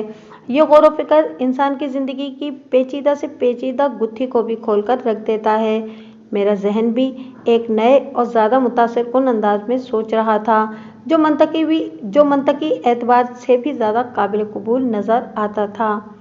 یہ بھی تو ممکن تھا کہ رجو کے کارنامے کی اس کی ماں باپ کو خبر ہو گئی ہو، انہوں نے اسے لعن طعن کی ہو، وہ خود بھی اپنے کیے پر نادم ہو، اور دونوں پارٹیوں نے اپنے اپنے طور پر اس مسئلے کو حل کرنے کی کوشش کر ڈالی ہو۔ سوئے اتفاق یہ کہ دونوں کی کارکردگی کا دن اور وقت آپس میں میچ کر گیا ہو۔ نہیں سمجھے نا؟ میں سمجھاتا ہوں۔ دیکھیں، جب رجو کو خبر ہوئی کہ وہ اپنے کارنامے کو دنیا والوں کی نظروں سے زیادہ عرصے تک چھپا کر نہیں رکھ سکتی تو اس نے موت کو گلے لگانے کا فیصلہ کر لیا، اور اس فیصلے کے نتیجے میں اس نے خود کو پھانسی کے پھندے پر لٹکا کر جان دے دی۔ دوسری جانب جب رجو کے ماں باپ کو اس کے کارنامے کی خبر ہوئی تو انہوں نے بدنامی اور رسوائی کے خوف سے رجو کو ٹھکانے لگانے کا فیصلہ کر لیا اور ایک رات اسے زہر دے دیا۔ اب یہ اتفاق ہو سکتا ہے کہ جس رات انہوں نے رجو کو زہر دیا، اسی رات اس نے خود کو پھانسی پر لٹکانے کا فیصلہ کر رکھا تھا۔ لہٰذا رجو دوہری موت کا شکار ہو گئی۔ ایک طرف خطرناک زہر نے کام کیا اور دوسری جانب پھندے نے اس کی سانس کو موقوف کر دیا۔ اس طرح اس کی زندگی کا خاتمہ ہو گیا۔ تینوں میں سے جو بھی بات درست تھی، اس کا فیصلہ تو تحقیق اور تفتیش کے بعد ہی کیا جا سکتا تھا، لیکن ایک بات طے شدہ تھی کہ رجو اب اس دنیا میں باقی نہیں رہی تھی۔ اگر پوسٹ مارٹم کی رپورٹ میں صرف یہ لکھا ہوتا کہ اس کی موت کا سبب پھانسی کا پھندا ہے تو شاید اس کیس میں مجھے زیادہ بھاگ دوڑ نہ کرنا پڑتی۔ کچھ ہی عرصے کے بعد اس کیس کی فائل داخل دفتر ہو جاتی اور اس کے بعد زندگی معمول پر آ جاتی، لیکن ایسا نہیں ہو سکا تھا۔ پوسٹ مارٹم رپورٹ میں دو انتہائی خطرناک باتیں درج تھیں۔ نمبر 1، رجو کے معدے اور خون میں کسی خطرناک زہر کے اثرات پائے گئے تھے۔ یہ زہر اس نے خود کھایا تھا یا کسی اور نے اسے زہر دے کر موت کے گھاٹ اتارنے کی کوشش کی تھی، اس کا فیصلہ بعد میں کیا جا سکتا تھا۔ نمبر 2، اپنی موت کے وقت رجو 2 ماہ کے حمل سے تھی۔ یہ بہت ہی نازک اور حساس نقطہ تھا اور مجھے ذہنی طور پر بہت ڈسٹرب کر رہا تھا۔ وہ پوری رات میں نے اسی معاملے پر سوچ بچار میں گزار دی اور اگلی صبح پہلی فرصت میں قادر آباد کے لیے روانہ ہو گیا۔ میں اگر چاہتا تو جیرا اور یوسف ماچی کو تھانے بلا کر خود بھی پوچھ تاچھ کر سکتا تھا، لیکن میں نے یہ مناسب نہیں سمجھا اور خود ان کے گھر جانے کا فیصلہ کیا۔ گاؤں دیہات میں صبح بہت جلدی ہو جاتی ہے۔ جب میں قادر آباد پہنچا تو لوگ ناشتے وغیرہ سے فارغ ہونے کے بعد اپنے اپنے کام کاج میں مصروف ہو چکے تھے۔ کھیتوں میں کام کرنے والے مرد تو الگ صبح گھر سے نکل جاتے ہیں جب چاروں طرف اندھیرے کا راج ہوتا ہے۔ بعض ازاں ان کی گھر والیاں ان کے لیے ناشتہ پانی لے کر ادھر کھیتوں ہی میں پہنچ جاتی ہیں۔ منہ اندھیرے کھیتوں میں محنت اور مشقت کے بعد سورج اگنے پر گھر کا بنا ہوا خالص خوراک پر مشتمل ناشتہ بھی اپنی مثال آپ ہے۔ اس کھانے کی لذت، غذائیت اور لطف کا کوئی مقابلہ نہیں۔ میں حوالدار خادم حسین کے ساتھ جب یوسف ماچی کے گھر پہنچا تو ان میاں بیوی نے سوالیہ نظر سے ہمارا استقبال کیا اور ان کی نگاہیں ہمارے عقب میں بھی کسی چیز کو تلاش کرتی دکھائی دیں۔ جلدی ان کی تلاش کا موضوع زبان پر بھی آ گیا۔ ہم گھر کے اندر جا کر بیٹھے ہی تھے کہ یوسف نے پوچھا، تھانے دار صاحب، رجو کی لاش نہیں آئی اب تک؟ لاش بھی آ جائے گی دوپہر تک، میں نے اس کی آنکھوں میں جھانکتے ہوئے کہا۔ ابھی تو کچھ اور ہی آیا ہے۔ کچھ اور کیا آیا ہے جی؟ وہ چوک کر مجھے دیکھنے لگا۔ اس وقت میں اور یوسف اسی کمرے میں بیٹھے تھے۔ جیرا باہر عورتوں کے ساتھ مصروف تھی۔ آج چونکہ رجو کی تدفین بھی متوقع تھی، لہٰذا تعزیت کے لیے آنے والوں کا بھی تانتا بندھا ہوا تھا۔ میں نے حوالدار خادم حسین کو باہر ٹانگے ہی میں چھوڑ دیا تھا۔ فی الحال گھر کے اندر اس کی ضرورت نہیں تھی۔ یہ گھر رجو کی المناک موت کے بعد جس قسم کے حالات اور کیفیات سے گزر رہا تھا، اس کا تقاضا یہ تھا کہ ان لوگوں سے پوچھ گچھ کرتے ہوئے اپنے انداز کو نرم رکھا جائے۔ لہٰذا میں نے ٹھہرے ہوئے لہجے میں کہا، یوسف، میں نے کل صبح حنیف اور اس کے باپ دین محمد کو تھانے بلایا تھا۔ کیا کہتے ہیں وہ؟ میری بات مکمل ہونے سے پہلے ہی بول اٹھا۔ ان کا کہنا یہ ہے کہ ان کی طرف سے رجو کے ساتھ کسی قسم کی زیادتی یا ظلم نہیں کیا گیا۔ میں نے معتدل انداز میں کہا، بلکہ آپ لوگوں نے زبردستی رجو کو اپنے گھر میں روک رکھا تھا۔ آپ لوگوں کا مطالبہ تھا کہ حنیف اپنے گھر والوں کو چھوڑ دے اور رجو کے ساتھ الگ گھر میں رہے۔ اگر इन दोनों बाप बेटे ने ऐसी बात की है तो ये सरासर झूठ बोला है, बकवास की है। वो नफरत आमेज लहजे में बोला, हकीकत क्या है ये पूरा पिंड जानता है। क्या इनमें से कोई रज्जो की मौत पर ताज़ियत करने यहाँ आया था? मैंने पूछा। जी, यूसुफ माची ने उस बात में गर्दन हिलाते हुए बताया। जिस दिन आप आए थे ना, इसी शाम हनीफ और दीन मोहम्मद आए थे और थोड़ी देर बैठकर वापस चले गए थे। इसके बाद इनकी शक्ल भी दिखाई नहीं दी। क्या कह रहे थे वो? कुछ नहीं, वो बेजारी से बोला, बस इस वाक़े पर अफसोस का इजहार कर रहे थे। मैंने इनकी बात पर ज़्यादा ध्यान नहीं दिया। हनीफ रज्जो की तदफीन फैज़पुरा में तो नहीं करना चाहता? मैंने एक ख़ास अंदाज से पूछा। कुछ भी है, लड़ाई झगड़ा और नाराज़ी अपनी जगह, मगर ये भी तो एक हकीकत है ना कि रज्जो अपनी आखिरी सांस तक हनीफ की बीवी थी। मैं दानिस्ता इस किस्म की हल्की फुल्की बातें करके यूसुफ के गम को किसी हद तक कम करने की कोशिश कर रहा था, क्योंकि इसके बाद मैं जिस नौयत का संगीन इंकशाफ करने वाला था वो इसके दिमाग के परखच्चे उड़ा देने के लिए काफ़ी था। थानेदार साहब, वो गहरी संजीदगी से बोला, रिश्ते दो तरह के होते हैं। एक वो जो खूनी रिश्ते कहलाते हैं, यानी माँ बाप भाई बहन। इन रिश्तों पर इंसान का इख्तियार नहीं होता, ये कुदरत की तरफ से बने बनाए मिलते हैं। इनको निभाना भी नहीं पड़ता, ये खुद ही निपटे चले जाते हैं। हम हज़ार कोशिश कर लें लेकिन इन खूनी रिश्तों को ख़त्म भी नहीं कर सकते। यहाँ तक बोलने के बाद वो रुका तो मैं हैरत और दिलचस्पी के मिले जुले तासुरात के साथ इस देहाती को देखता चला गया। इन लम्हात में वो खासी दानिशमंदाना बातें कर रहा था। चंद लम्हात के बाद उसने दोबारा बोलना शुरू किया, और दूसरे रिश्ते वो होते हैं जिन्हें इंसान ज़बानी इकरार से कायम करता है, जैसे मियाँ बीवी का रिश्ता। ऐसे रिश्तों को निभाना पड़ता है और ये खासा मुश्किल काम है। इसमें बड़ी नज़ाकतें हैं। हनीफ और रज्जो के बीच जो रिश्ता 1 साल पहले कायम हुआ था वो कागजी तौर पर तो रज्जो की मौत तक बरकरार था, लेकिन असल में मेरी नज़र में इसकी कोई हैसियत या अहमियत बाकी नहीं रही थी। वो एक मरतबा फिर रुका, 2-4 गहरी सांसें लेने के बाद बात को आगे बढ़ाते हुए बोला, अव्वल तो हनीफ ने ऐसी किसी ख्वाहिश का इजहार ही नहीं किया कि वह रज्जो की तदफीन फैज़पुरा में करना चाहता है। अगर वो ऐसा कहता भी तो मैं इसकी बात मानने वाला नहीं था। इन लोगों ने रज्जो के साथ जो सुलूक किया है, इसके बाद तो हनीफ उसका शौहर कहलाने का हक भी खो चुका है। इस मामले में एक और भी ख़ास बात है थानेदार साहब। मैंने चौंक कर उसकी तरफ देखा और पूछा, कौन सी ख़ास बात? कादराबाद और फैज़पुरा 2 अलग अलग गांव ज़रूर हैं, लेकिन इनके दरमियान फासला ना होने के बराबर है। बस बीच में रेल की एक पटरी ही तो है। इधर कादराबाद, उधर फैज़पुरा, वो वजाहत करते हुए बोला, और इन दोनों गांव का कब्रिस्तान एक ही है। रज्जो को हर सूरत में इसी कब्रिस्तान में दफन होना है। ये तुमने बहुत पते की बात बताई है यूसुफ, मैंने ठहरे हुए लहजे में कहा। कोई फ़र्क सिर्फ तहजीज़ व तकफीन का है। ठीक कहा आपने, वो इस बात में गर्दन हिलाते हुए बोला। रज्जो का कफन दफन कादराबाद से होगा और वो इसी कब्रिस्तान में मेरे माँ बाप की कब्रों के पहलू में दफन की जाएगी, जहाँ फैज़पुरा के दीगर लोगों को किया जाता है। ये मेरा फैसला है, इस पर किसी को एतराज़ नहीं होना चाहिए, और सच्ची बात यह है कि किसी ने एतराज़ किया भी नहीं। हनीफ और उसके घर वालों की जानिब से ऐसी कोई बात सामने आ सकती थी और उन्होंने तो शुक्र किया होगा कि रज्जो गई, इनकी जान छूटी।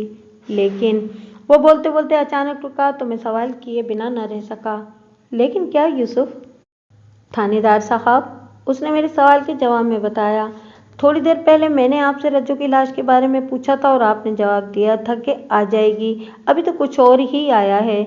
मैंने पूछा था कि कुछ और क्या आया है, मगर आपने मेरे सवाल का जवाब नहीं दिया अभी तक। बात मुकम्मल करने के बाद वो सवालिया अंदाज में मुझे तकने लगा। उसकी हालत को मैंने इधर उधर की बातों से काफ़ी हद तक नॉर्मल कर दिया था। अब ऐसा मौका था कि मैं पोस्टमार्टम की रिपोर्ट पर खुलकर उससे बात कर सकता था। यूसुफ, वो जो मैंने कुछ और आने का जिक्र किया था ना, मैंने नहायत ही मोतदिल अंदाज में कहा, वो पोस्टमार्टम की रिपोर्ट है। पोस्टमार्टम बहुत ही काम का लफ्ज़ है। ये मामले की संगीनी को बड़ी खूबसूरती से छुपा लेता है, वरना आम मोल चाल में उसे मुर्दे की चीर फाड़ की रिपोर्ट कहा जाना चाहिए, या ज़्यादा से ज़्यादा पोस्टमार्टम। मगर पोस्टमार्टम से भी खासी संगीनी झलकती है, यानी कि खाल का मातम। बहरहाल लफ्ज़ पोस्टमार्टम के मायने भी यही हैं। इस रिपोर्ट में क्या लिखा है थानेदार साहब? यूसुफ ने तशवीश भरे लहजे में मुझसे पूछा। लिखा तो बहुत कुछ है, मैंने गहरी संजीदगी से कहा, لیکن اس میں 3 باتیں بہت اہم ہیں یوسف۔ وہ ہمتن گوش ہوتے ہوئے پوچھنے لگا۔ کون سی 3 باتیں جناب؟ نمبر 1، میں نے بتانا شروع کیا، رجو کی موت وقوع کی رات 10 اور 12 بجے کے درمیان واقع ہوئی ہے۔ اس میں ایسی کون سی خاص بات ہے؟ وہ میری بات پوری ہونے سے پہلے ہی بول پڑا۔ تم تحمل اور توجہ سے سنو گے تو اس کے اندر بہت سی خاص اور خاص باتیں بھی نکل آئیں گی۔ میں نے ہلکی سرزنش کی اور اپنی بات کو آگے بڑھاتے ہوئے کہا۔ دوسری اہم بات یہ ہے کہ رجو کو زہر دے کر موت کے گھاٹ اتارا گیا ہے۔ یہ آپ کیا کہہ رہے ہیں تھانے دار صاحب؟ وہ سرسراتی ہوئی آواز میں بولا۔ میں نہیں کہہ رہا یوسف، میں نے ٹھوس لہجے میں کہا، یہ سچائی پوسٹ مارٹم کی رپورٹ میں لکھی ہوئی ہے۔ رجو کے معدے اور خون میں ایک خطرناک زہر کے آثار پائے گئے ہیں اور میڈیکل ٹیسٹ کی رپورٹ پر شک نہیں کیا جا سکتا۔ مگر رجو نے تو پھانسی کا پھندا گلے میں ڈال کر جان دی ہے۔ وہ بے یقینی سے مجھے دیکھتے ہوئے بولا۔ آپ نے خود اپنی آنکھوں سے اس کی لاش جھولتی ہوئی دیکھی ہے، پھر یہ زہر والی کہانی کا کیا مقصد ہے؟ ایک بات کا یقین کر لو اور بہت اچھی طرح اس بات کو ذہن نشین کر لو کہ زہر والی بات کوئی قصہ کہانی نہیں ہے، میں نے گمبھیر انداز میں کہا۔ میں نے بتایا نا، میڈیکل ٹیسٹ کی رپورٹ کو جھٹلایا نہیں جا سکتا۔ لمحاتی توقف کر کے میں نے ایک گہری سانس لی، پھر اپنی بات کو مکمل کرتے ہوئے کہا۔ میں نے کب اس بات سے انکار کیا ہے کہ جب میں جائے وقوع پر پہنچا تو رجو کی لاش پھانسی کے پھندے سے جھول رہی تھی۔ میں نے بے جان رجو کو پھانسی پر لٹکے ہوئے دیکھا ہے اور تمہاری مدد ہی سے میں نے اسے پھانسی سے نکال کر بستر پر لٹایا تھا، یعنی اس کی لاش کو۔ مگر کیا؟ صورتحال اتنی سنسنی خیز ہو گئی تھی کہ وہ خود کو سوال کرنے سے نہ روک سکا۔ مگر یہ کہ میں نے ٹھہرے ہوئے لہجے میں جواب دیا، یہ بھی ایک حقیقت ہے کہ رجو کو ایک خطرناک زہر دیا گیا ہے۔ اس گھر میں صرف 3 افراد رہتے تھے، وہ دکھی لہجے میں بولا۔ رجو کی موت کے بعد میں اور جیرا باقی بچے ہیں۔ ہم اس کے ماں باپ ہیں، ہم اسے ایک ذرا سی بھی تکلیف پہنچانے کا نہیں سوچ سکتے۔ زہر کھلا کر موت کے گھاٹ اتارنا تو بہت دور کی بات ہے۔ وہ ایک لمحے کے لیے تھما، پھر ان الفاظ میں اضافہ کرتے ہوئے بولا، میں نے خود دروازہ توڑ کر اندر کا منظر دیکھا تھا تھانے دار صاحب۔ رجو کی لاش چھت سے لٹکی ہوئی تھی اور میں یہی سمجھ رہا ہوں کہ اس نے گلے میں پھانسی کا پھندا ڈال کر خودکشی کی ہے۔ لیکن تم یہ نہیں جانتے کہ رجو کو ایسا سنگین قدم اٹھانے پر کس نے مجبور کیا؟ میں نے اس کی آنکھوں میں دور تک جھانکتے ہوئے کہا۔ وہ کون سے عوامل تھے جن کی بنا پر اس نے موت کو گلے لگا لیا؟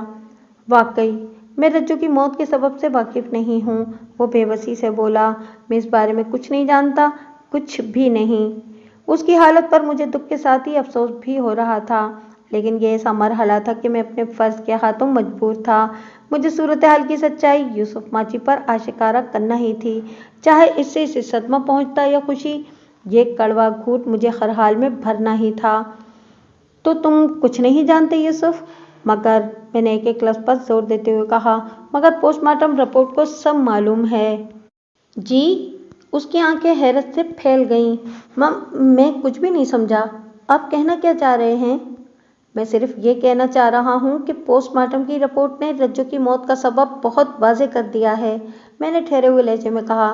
جس وقت رجو کی موت واقع ہوئی وہ 2 ماہ کے حمل سے تھی۔ او خدایا! وہ دونوں ہاتھوں سے سر کو تھامتے ہوئے بولا۔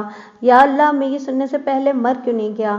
یا مولا مجھے اٹھا لے، میں زندہ نہیں رہنا چاہتا، مجھے بھی رجو کی طرح تو اپنے پاس بلا لے۔ اس کا بدن ہولے ہولے کانپ رہا تھا۔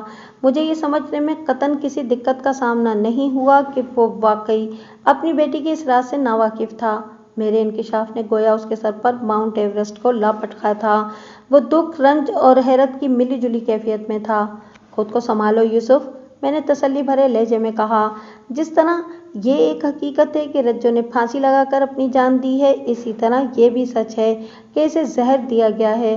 یہ بات الگ ہے کہ اس نے خود زہر کھایا ہے اور اس کی موت کی وجوہات پوسٹ مارٹم رپورٹ میں بڑی وضاحت کے ساتھ درج کر دی گئی ہیں۔ میری بیٹی ایسی نہیں ہو سکتی تھانے دار صاحب، وہ غموں سے بوجھل اور آنسوؤں سے بھیگی ہوئی آواز میں بولا۔ وہ 1 سال سے ہماری نگاہوں کے سامنے ہے، ہم اس کے کردار سے اچھی طرح واقف ہیں۔ وہ کوئی غلط قدم نہیں اٹھا سکتی۔ میں کیسے مان لوں کہ وہ گناہ کے راستے پر چل رہی تھی؟ والدین کا دل اپنی اولاد کے معاملے میں ذرا مختلف نوعیت کا ہوتا ہے۔ اور پھر لاڈلی اور اکلوتی بیٹی کا معاملہ بہت ہی زیادہ نازک اور حساس ہوتا ہے۔ میں یوسف ماچی کی ذہنی اور جذباتی کیفیت کو بہت گہرائی تک سمجھ اور محسوس کر سکتا تھا۔ میں نے ہمدردی بھرے لہجے میں کہا، یوسف، پوسٹ مارٹم کی رپورٹ میں درج جس شفاف سچائی کی جانب میں نے اشارہ کیا ہے، اس موضوع پر ہم بعد میں کسی وقت بات کریں گے۔ وہ آنسوؤں سے تر چہرے کے ساتھ سوال بھری آنکھوں سے مجھے تکنے لگا، تاہم منہ سے کچھ نہیں بولا۔ میں نے نہایت ہی نرمی سے کہا، فی الحال اس سے بھی اہم امور کو دیکھنا ضروری ہے۔ جی۔ وہ ہکلا کر رہ گیا۔ میں نے کہا، جیسا کہ تم بتا رہے ہو، تم دونوں میاں بیوی میں سے کوئی رجو کو زہر دینے کے بارے میں سوچ بھی نہیں سکتا، تو پھر اس کا ایک ہی مطلب ہے کہ اس نے خود ہی زہر کھا لیا ہوگا۔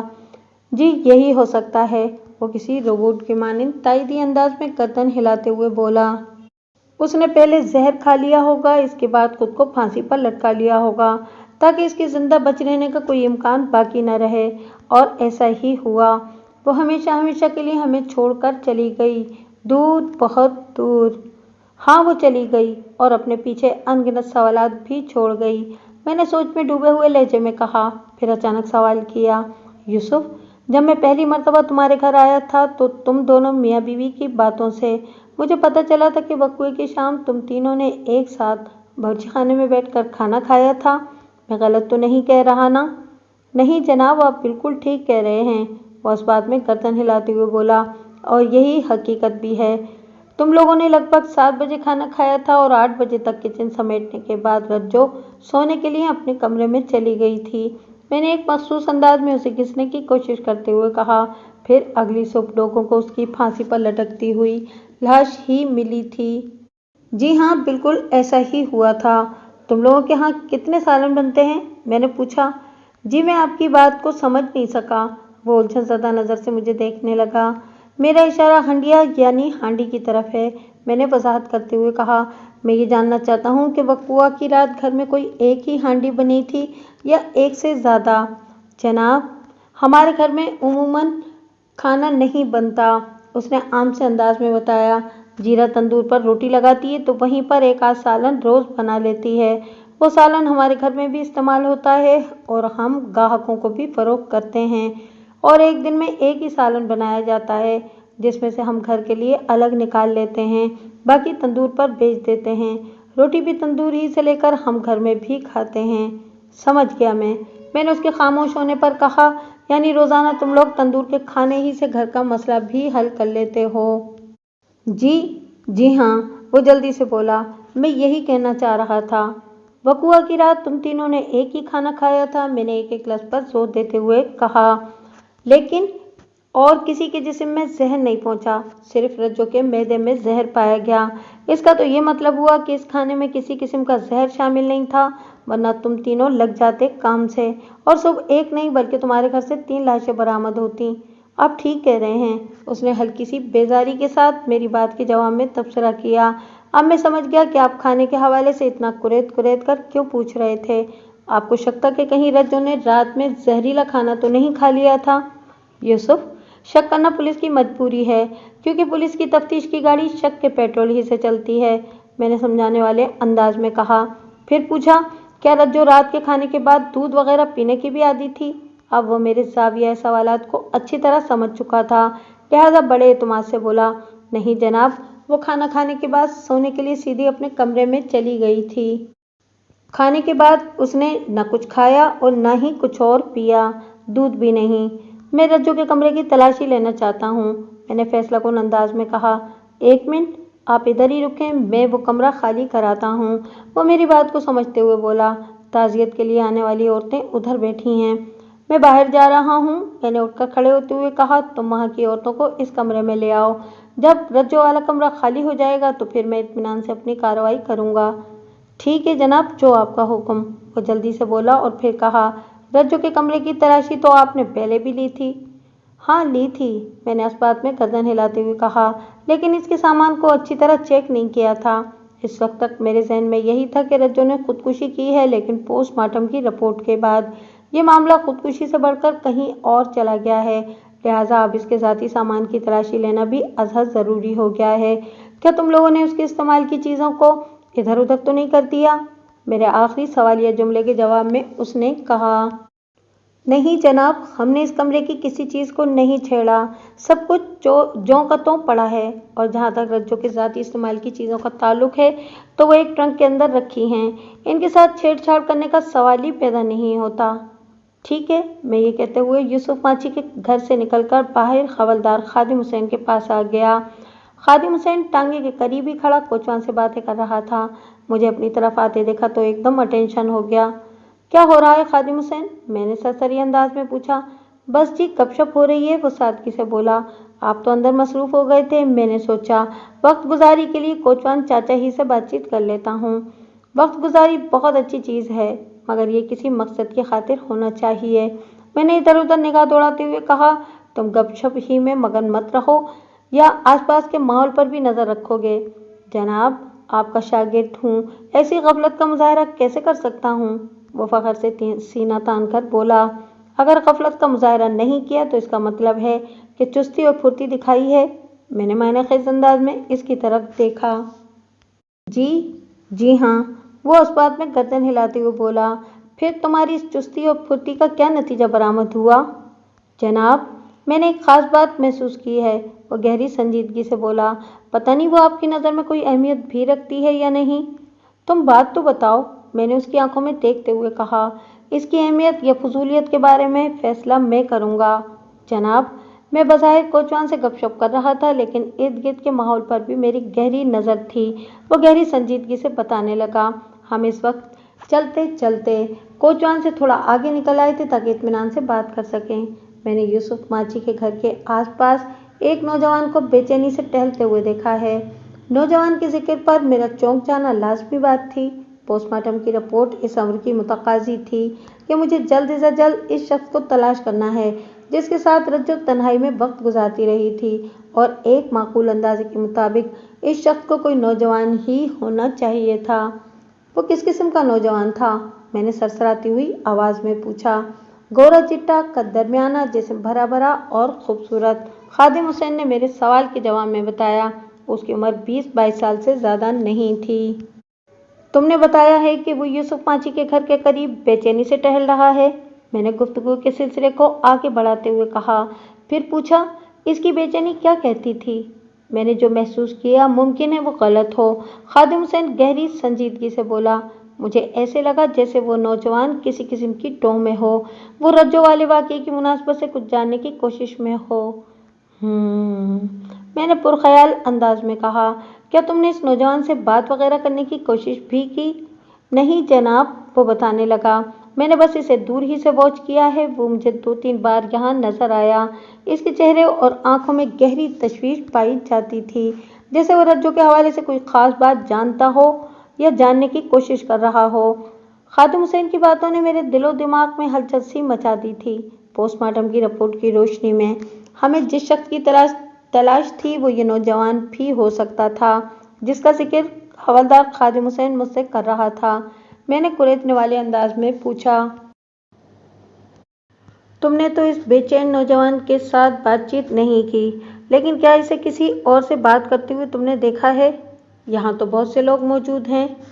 खादिम हुसैन के चेहरे पर कुछ इस किस्म के तासुरात उभरे जैसे वो कोई अहम बात याद करने की कोशिश कर रहा हो। मैंने जल्दी से पूछा, क्या हुआ खादिम हुसैन, कोई मसला है क्या? मलिक साहब, एक ख़ास बात तो मैं आपको बताना भूल ही गया, वो सरसराती हुई आवाज़ में बोला।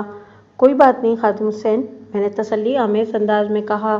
भूल गए हो तो अब बता दो। जनाब, वो बात यह है कि मैंने इस नौजवान को किसी से बातें करते नहीं देखा, वो बताने लगा, और न ही यहाँ मौजूद लोगों में से किसी ने इससे कोई बात की। क्या मतलब है खादिम हुसैन? मैंने पूछा। तुम्हारी बातों से तो ये जाहिर होता है कि जैसे यहाँ कोई इसे जानता ही ना हो, वो इन लोगों के लिए अजनबी हो। ऐसा भी हो सकता है, मगर क्या खादिम हुसैन? वो अधूरी बात छोड़कर बोला तो मैंने पूछा। जनाब, मगर ये कि वो ठहरे हुए लहजे में वजाहत करते हुए बोला, लेकिन ये भी तो हो सकता है इसने किसी को बात करने का मौका ही ना दिया हो। मैंने इसे हर बार बहुत जल्दी और बेकरारी में देखा।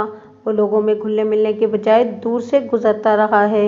मुतलाशी और खोजती हुई निगाह से वो यूसुफ माची के दरवाजे को देखता और तेजी से आगे बढ़ जाता। जैसे वो दरवाजे में से किसी के निकलने का मुंतजिर हो या फिर वो दरवाजे के रास्ते अंदर झांकने का ख्वाहिशमंद। मैंने सोच में डूबी हुई आवाज में कहा, इस नौजवान को हम किसी भी कीमत पर नजरअंदाज कर सकते हैं क्या खादिम हुसैन? जी मलिक साहब, मैं आपकी बात अच्छी तरह समझ रहा हूँ। खादिम हुसैन, तुम पोस्टमार्टम की रिपोर्ट का अच्छी तरह मुताला कर चुके हो, मैंने गहरी संजीदगी से कहा। अभी तुमने जिस बेचैन नौजवान को यूसुफ माची के घर के आसपास मंडराते हुए देखा है, इसका कोई ना कोई ताल्लुक मकतूला रज्जो से हो सकता है। जी, मैं भी इसी अंदाज में सोच रहा हूँ, वो इस बात में गर्दन हिलाते हुए बोला। सिर्फ सोचो ही नहीं बल्कि इस अंदाज में अमल भी करो। हुक्म मलिक साहब। इसी लम्हे मैंने यूसुफ माची को घर के दरवाजे से बाहर निकलकर इधर उधर निगाह दौड़ाते हुए देखा। यकीनन इसे मेरी ही तलाश थी। वो मेरे मुआयने के लिए रज्जो वाला कमरा खाली करा चुका होगा। मैंने खादिम हुसैन से कहा, देखो मुझे अभी यूसुफ के घर के अंदर जाना है, बस थोड़ा सा काम बाकी है। इस दौरान में तुम अपनी सारी तवज्जो इस बेचैन नौजवान पर मबसूल कर दो। वो जैसे ही दिखाई दे इससे बातचीत करने की कोशिश करो। मुझे उम्मीद है कि वो तुमसे बात नहीं करना चाहेगा। तुम इस वक्त पुलिस की वर्दी में हो, अगर किसी भी हवाले से इस नौजवान का रज्जो के साथ कोई ताल्लुक रहा है तो वो पुलिस से बचने की कोशिश करेगा। अगर तुम इसके हवाले से इतना भी मालूम कर लोगे कि वो कौन है, इसका नाम क्या है और वो कहाँ रहता है, तो ये भी हमारी बहुत बड़ी कामयाबी होगी। मैंने सांस संवार करने के लिए थोड़ा तवक्कुफ किया और फिर कहा, तो मेरी बात समझ गए हो ना? जी मलिक साहब, मैं अच्छी तरह समझ गया हूँ कि इस नौजवान के सिलसिले में मुझे क्या करना है। वो गहरी संजीदगी से बोला।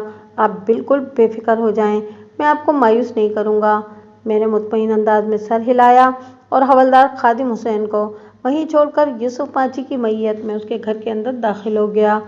रज्जो का रहन सहन घर के छोटे कमरे में था। ये एक चौकोर कमरा था और वकुआ की सुबह इसी कमरे की छत से मैंने रज्जो की लाश लटकती देखी थी। मैं मौके की कार्रवाई के दौरान में इसके कमरे का पहले भी जायजा ले चुका था, लेकिन इस वक्त मैंने रज्जो के साथ ही इस्तेमाल के सामान की तलाशी नहीं ली थी।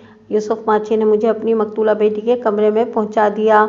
उसने मेरी सहूलत के लिए रज्जो की चारपाई के पास ही एक कुर्सी भी रख दी थी। वो इस कुर्सी की जानिब इशारा करते हुए बोला, थानेदार साहब, आप इस कुर्सी पर बैठ जाएं। मैं यहाँ बैठने या आराम करने नहीं आया यूसुफ। मैंने गहरी नजरों से उसकी तरफ देखा।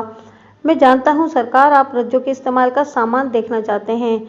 वो जल्दी से बोला, आप इस कुर्सी पर तशरीफ रखें, मैं रज्जो का सामान अभी आपकी खिदमत में पेश करता हूँ।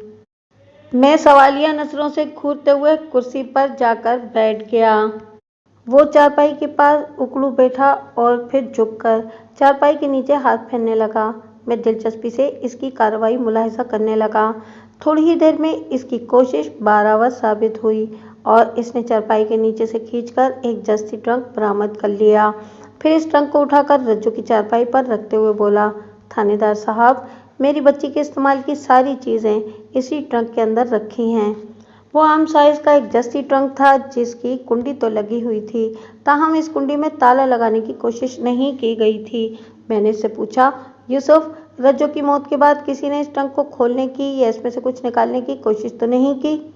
जनाब, इस ट्रंक के अंदर जो कुछ भी रखा हुआ है इसका ताल्लुक सिर्फ और सिर्फ रज्जो से है। वो गमज़दा आवाज़ में बोला। इसके अंदर किसी और के कुछ रखने या निकालने का तो सवाल ही पैदा नहीं होता। और फिर वो लम्हे भर को रुका और एक मुज़महिल सांस खारिज की, फिर अपनी बात को मुकम्मल करते हुए बोला, जनाबे आली, रज्जो की मौत के बाद तो हमें खाने पीने सोने जागने का भी होश नहीं है। इस ट्रंक का ख्याल कैसे आता? ये ज्यों का त्यों रखा हुआ है। रज़िया इसे जहाँ छोड़ गई थी मैंने अभी आपके सामने वहीं से निकाला है। अब आप जिस तरह भी इसका मुआयना करने का इरादा रखते हैं, ये ट्रंक हाजिर है। इधर यूसुफ माची की बात खत्म हुई, इधर बाहर एक आवाज़ बुलंद हुई। ये किसी निस्वानी आवाज़ ने यूसुफ को पुकारा था। ये मेरी घरवाली जीरा है जनाब। यूसुफ माची जल्दी से बोला, आप इस ट्रंक का जायज़ा लें, मैं इसकी बात सुनकर आता हूँ। हाँ हाँ ठीक है, तुम जाओ, मैंने सरसरी अंदाज में कहा। वो मुझे रज्जो के कमरे में छोड़कर घर के अंदरूनी हिस्से में चला गया। जीरा यूसुफ से क्या कहने वाली थी ये ज़्यादा अहम नहीं था और यूसुफ की वापसी पर यह मुझे मालूम भी हो ही जाना था।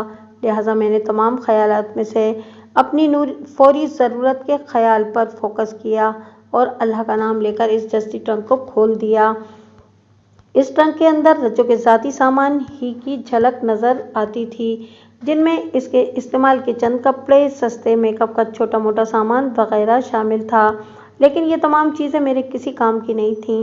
میں کسی خاص الخاص کام کی شے کی تلاش میں تھا اور پھر مجھے اپنے مقصد میں کامیابی حاصل ہو گئی۔ ٹرک کے اندر رجو کے سامان کے نیچے پرانے اخبار بچھے ہوئے تھے۔ میں نے سارے سامان کو چرپائی پر الٹ دیا اور اخبارات ہٹا کر اس کے نیچے ٹرنک کی سطح کا جائزہ لینے لگا۔ اور اسی لمحے میری نگاہ دو ایسی اشیاء سے ٹکرائی کہ میں حیرت سے ششدر رہ گیا۔ یہ ششدر رہنا کسی خوف یا دہشت یا وحشت کے باعث نہیں تھا، بلکہ یہ میری کامیابی کی خوشی تھی۔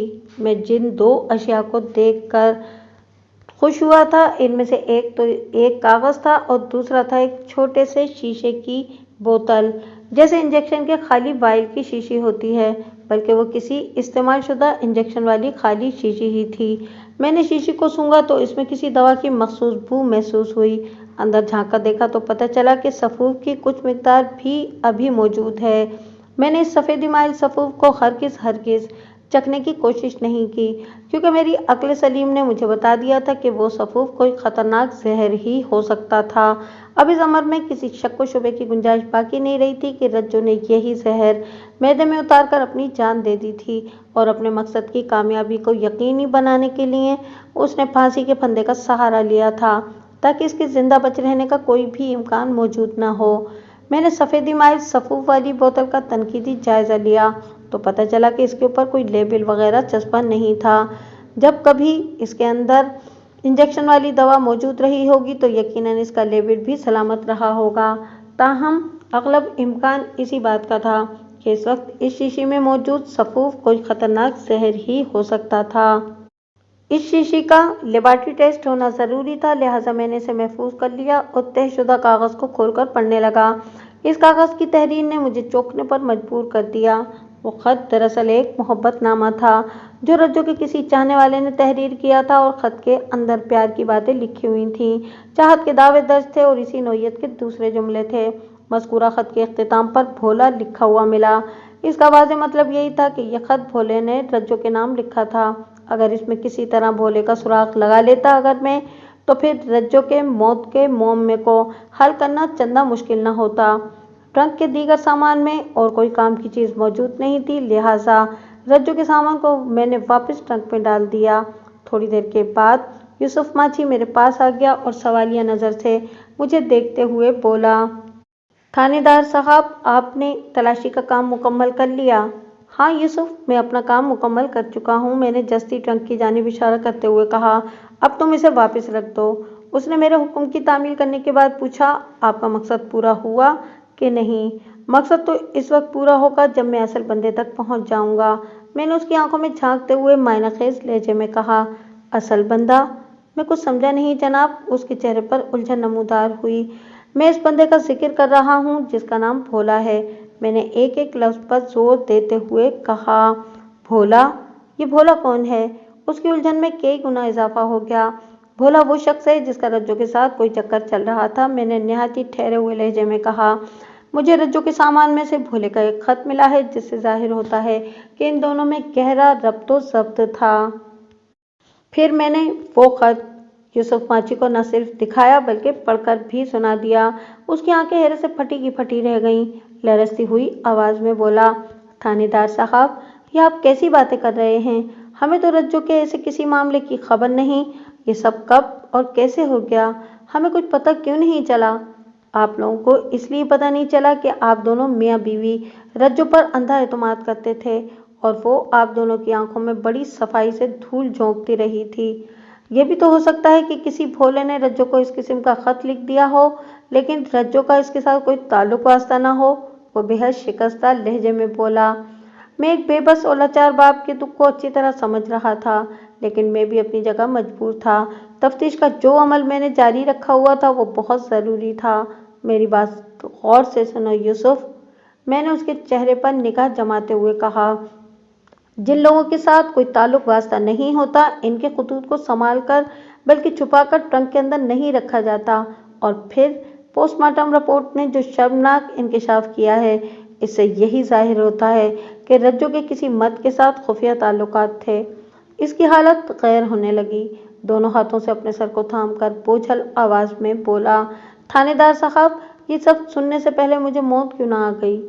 موت کا ایک وقت مقرر ہے یوسف، میں نے اس کے کندھے پر ہاتھ رکھتے ہوئے کہا، اور جب تک انسان زندہ ہے اسے ہر اچھی بری خبر تو سننا ہی پڑے گی۔ تمہیں سن کر حیرت ہوگی کہ میں نے اس زہر کا سراغ بھی لگا لیا ہے جو رجو نے کھایا تھا۔ کیا؟ کون سا زہر؟ وہ بکھری ہوئی آواز میں بولا۔ میں نے سفیدی مائل صفوف کی شیشی اسے دکھائی اور اپنی سوچ سے بھی اسے آگاہ کر دیا۔ اس کے ساتھ ہی میں نے اسے اس بے قرار نوجوان کے بارے میں بھی بتایا جسے تھوڑی دیر پہلے حوالدار خادم حسین نے یوسف ماچھی کے گھر کے دروازے کے سامنے مشکوک انداز میں منڈلاتے دیکھا تھا۔ یہ ساری باتیں اس کے لیے کسی طوفان سے کم نہیں تھیں۔ آخر میں نے مذکورہ نوجوان کا حلیہ بیان کرتے ہوئے اس سے استفسار کیا۔ اس نوجوان کی عمر 20 اور 22 سال کے درمیان رہی ہوگی، درمیانہ قد، متناسب بدن اور رنگت گوری چٹی۔ کہیں یہ وہی بھولا تو نہیں؟ جناب، میں کسی بھولے کو نہیں جانتا، وہ روحانسی آواز میں بولا۔ اور آپ نے یہ جو کد و کاٹ اور حلیہ بتایا ہے، اس طرح کا تو کوئی نوجوان پورے قادر آباد میں نہیں ہے۔ میرا بھی یہی خیال ہے، میں نے تائیدی انداز میں گردن ہلائی۔ اگر وہ اس گاؤں کا رہنے والا ہوتا تو کوئی نہ کوئی اسے ضرور پہچان لیتا۔ پتہ نہیں وہ منحوس کون ہے اور ہماری زندگی میں زہر بھرنے کے لیے کہاں سے چلا آیا ہے، وہ ٹوٹے ہوئے لہجے میں بولا۔ رجو چلی گئی، ہمارا سب کچھ لٹ گیا، ہم برباد ہو گئے۔ وہ جو کوئی بھی ہے میں اسے جلد ہی ڈھونڈ نکالوں گا، میں نے ایک ایک لفظ پر زور دیتے ہوئے کہا۔ جب تک وہ ہاتھ نہیں آئے گا رجو کی موت کا معمہ حل نہیں ہو سکے گا۔ تھانے دار صاحب، وہ دونوں ہاتھ جوڑ کر میرے سامنے کھڑا ہو گیا۔ رجو ہم سے روٹھ کر بہت دور جا چکی ہے۔ بھولے کے پکڑے جانے یا نہ پکڑے جانے سے رجو واپس نہیں آ سکتی۔ آپ سے میری گزارش ہے کہ اس معاملے کو زیادہ نہ اچھالیں۔ اگر یہ معاملات پورے پنڈ والوں کو پتہ چلیں گے تو ہماری عزت کا جنازہ نکل جائے گا۔ ہم کسی کو منہ دکھانے کے قابل نہیں رہیں گے۔ کیا آپ چاہتے ہیں کہ اس ذلت اور رسوائی کے ہاتھوں مجبور ہو کر ہم بھی خودکشی کر لیں؟ نہیں یوسف، میں ایسا ہرگز نہیں چاہتا، میں نے اس کے ہاتھ تھامتے ہوئے کہا۔ مجھے تمہاری عزت کا بھی خیال ہے اور تمہاری مجبوری کا بھی احساس ہے۔ میں جو کچھ بھی کروں گا نہایت ہی غیر محسوس انداز میں کروں گا، لیکن میں اس کے لیے مجھے تمہارے بھرپور تعاون کی ضرورت ہوگی۔ میں ہر قسم کے تعاون کے لیے تیار ہوں، وہ تشکر آمیز لہجے میں بولا۔ آپ حکم کریں سرکار۔ ابھی میں نے تمہارے سامنے رجو کے ٹرنک کے جو راز افشا کیے ہیں ان کا ذکر کسی سے نہیں کرنا، اور اپنی بیوی سے بھی نہیں، میں نے تاکیدی انداز میں کہا۔ اس کے علاوہ تمہیں کیا کرنا ہے یہ میں بعد میں بتاؤں گا۔ جی بہت بہتر، اس نے اثبات میں گردن ہلائی۔ آپ نے جیسا کہا ہے میں ویسا ہی کروں گا۔ میں اٹھ کر کھڑا ہو گیا اور وہاں سے رخصت ہونے سے پہلے اس سے کہا، یوسف، آج کسی بھی وقت رجو کی لاش تمہارے سپرد کر دی جائے گی، تم اس کی تدفین کے معاملات کو نمٹا لو، میں دوبارہ تمہارے پاس آؤں گا۔ اس نے سر کو اثباتی جنبش دی اور میں اس کے گھر سے نکل آیا۔ ٹانگے کے پاس حوالدار خادم حسین بے رحم منتظر تھا، اس کے ساتھ ہی یعقوب موچی بھی کھڑا تھا۔ یعقوب موچی اور صوبیدار سلیم رجو کی خودکشی کی اطلاع دینے تھانے آئے تھے۔ خادم حسین کے چہرے پر ایک خاص نوعیت کا اضطرار پایا جاتا تھا۔ میں جب اس کے نزدیک پہنچا تو اس نے انکشاف انگیز لہجے میں بتایا، ملک صاحب، میں نے اس نوجوان کا اتا پتہ معلوم کر لیا ہے۔ کس نوجوان کا؟ میں نے سرسری لہجے میں دریافت کیا۔ وہی نوجوان جس کا ذکر میں نے آپ سے کچھ پہلے کیا تھا، اس نے وضاحت کرتے ہوئے بتایا، جو یوسف ماچھی کے گھر کے سامنے منڈلاتا پایا گیا ہے۔ اوہ! میں نے گہری دلچسپی لیتے ہوئے استفسار کیا۔ کون ہے وہ اور کہاں کا رہنے والا ہے؟ میری معلومات کے مطابق اس کا تعلق قادر آباد سے تو نہیں ہے؟ آپ بالکل ٹھیک کہہ رہے ہیں ملک صاحب، وہ اثبات میں گردن ہلاتے ہوئے بولا۔ اس کا نام جمشید عرف بھولا پتہ چلا ہے اور وہ فیض پورہ کا رہنے والا ہے۔ بھولا کے نام پر میں چونک اٹھا۔ رجو کے ٹرنک میں سے مجھے جو محبت نامہ ملا تھا وہ بھی کسی بھولے ہی نے تحریر کیا تھا، گویا اس کیس کی کڑیاں ایک دوسرے سے مل رہی تھیں۔ میں نے خادم حسین سے پوچھا، کیا تمہاری بھولا سے کوئی بات ہوئی ہے؟ تمہیں اس کے بارے میں یہ سب کچھ کیسے پتہ چلا؟ جناب، یہ ساری معلومات مجھے یعقوب سے حاصل ہوئی ہیں، اس نے قریب کھڑے یعقوب موچی کی جانب اشارہ کرتے ہوئے بتایا۔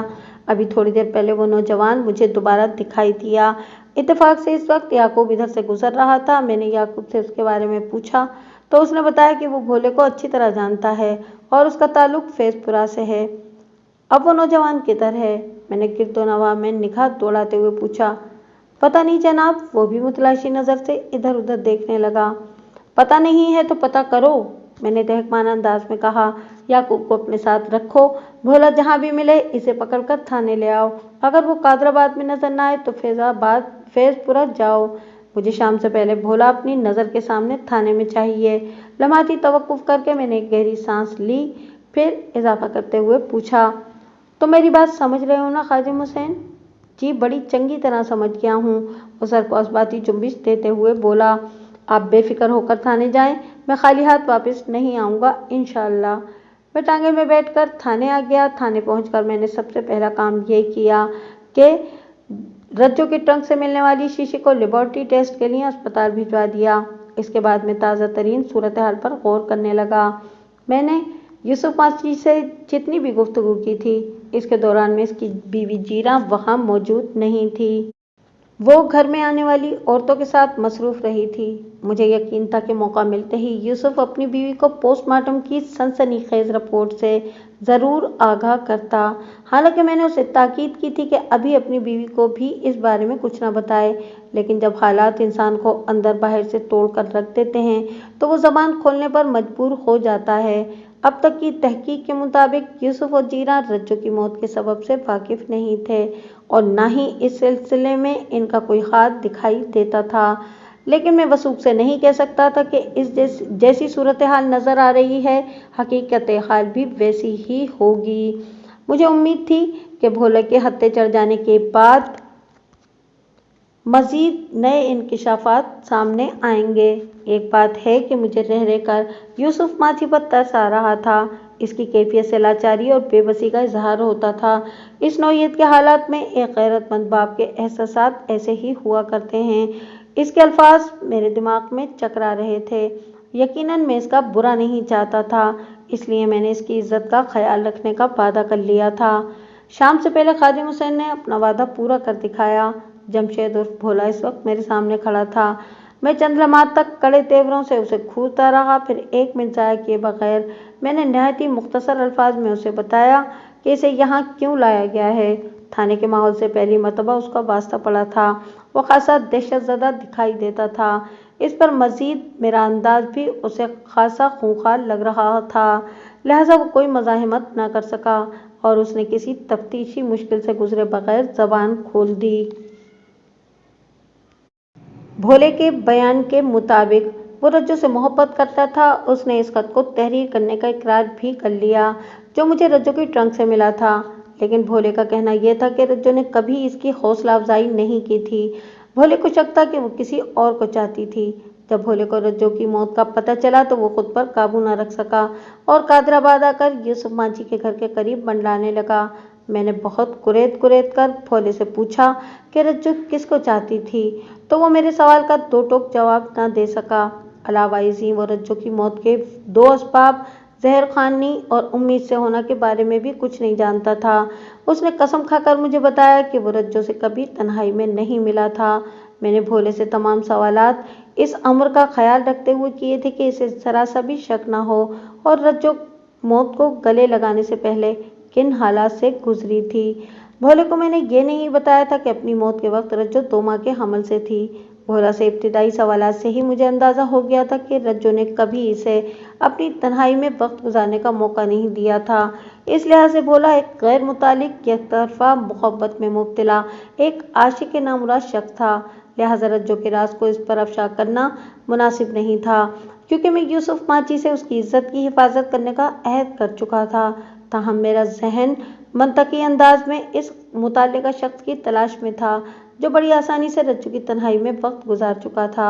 ज़रूरी तफ्तीश के बाद मैंने भोले को जाने की इजाज़त दे दी। इसके साथ ही ये ताकीद भी कर दी कि वो थाने में इतला दिए बगैर अपने इलाके से बाहर कहीं नहीं जाएगा। उसने मेरे हुक्म की तामील करने का वादा किया था। आइंदा रोज़ अस्पताल से शीशी में पाए जाने वाले सफ़ेद इमाइल सफूफ की लेबोरेटरी रिपोर्ट आ गई। मज़कूरा रिपोर्ट के मुताबिक रज्जो के मैदे और खून में जो जहर पाया गया था वो यही सफूफ था।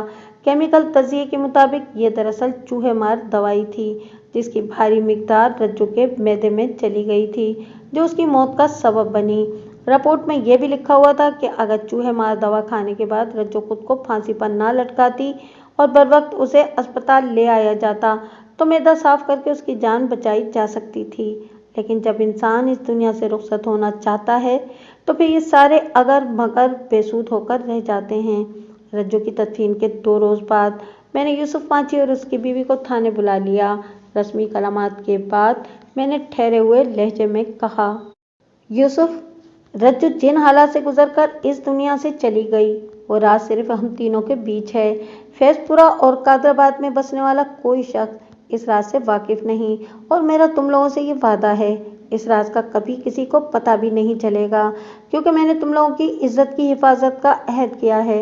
आपका ये एहसान हम जिंदगी भर याद रखेंगे थानेदार साहब, यूसुफ ने गुलूगीर आवाज में कहा।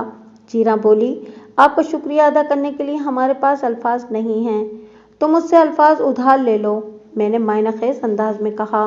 वो दोनों चौंक कर मुझे देखने लगे और बैक जबान बोले, क्या मतलब जनाब?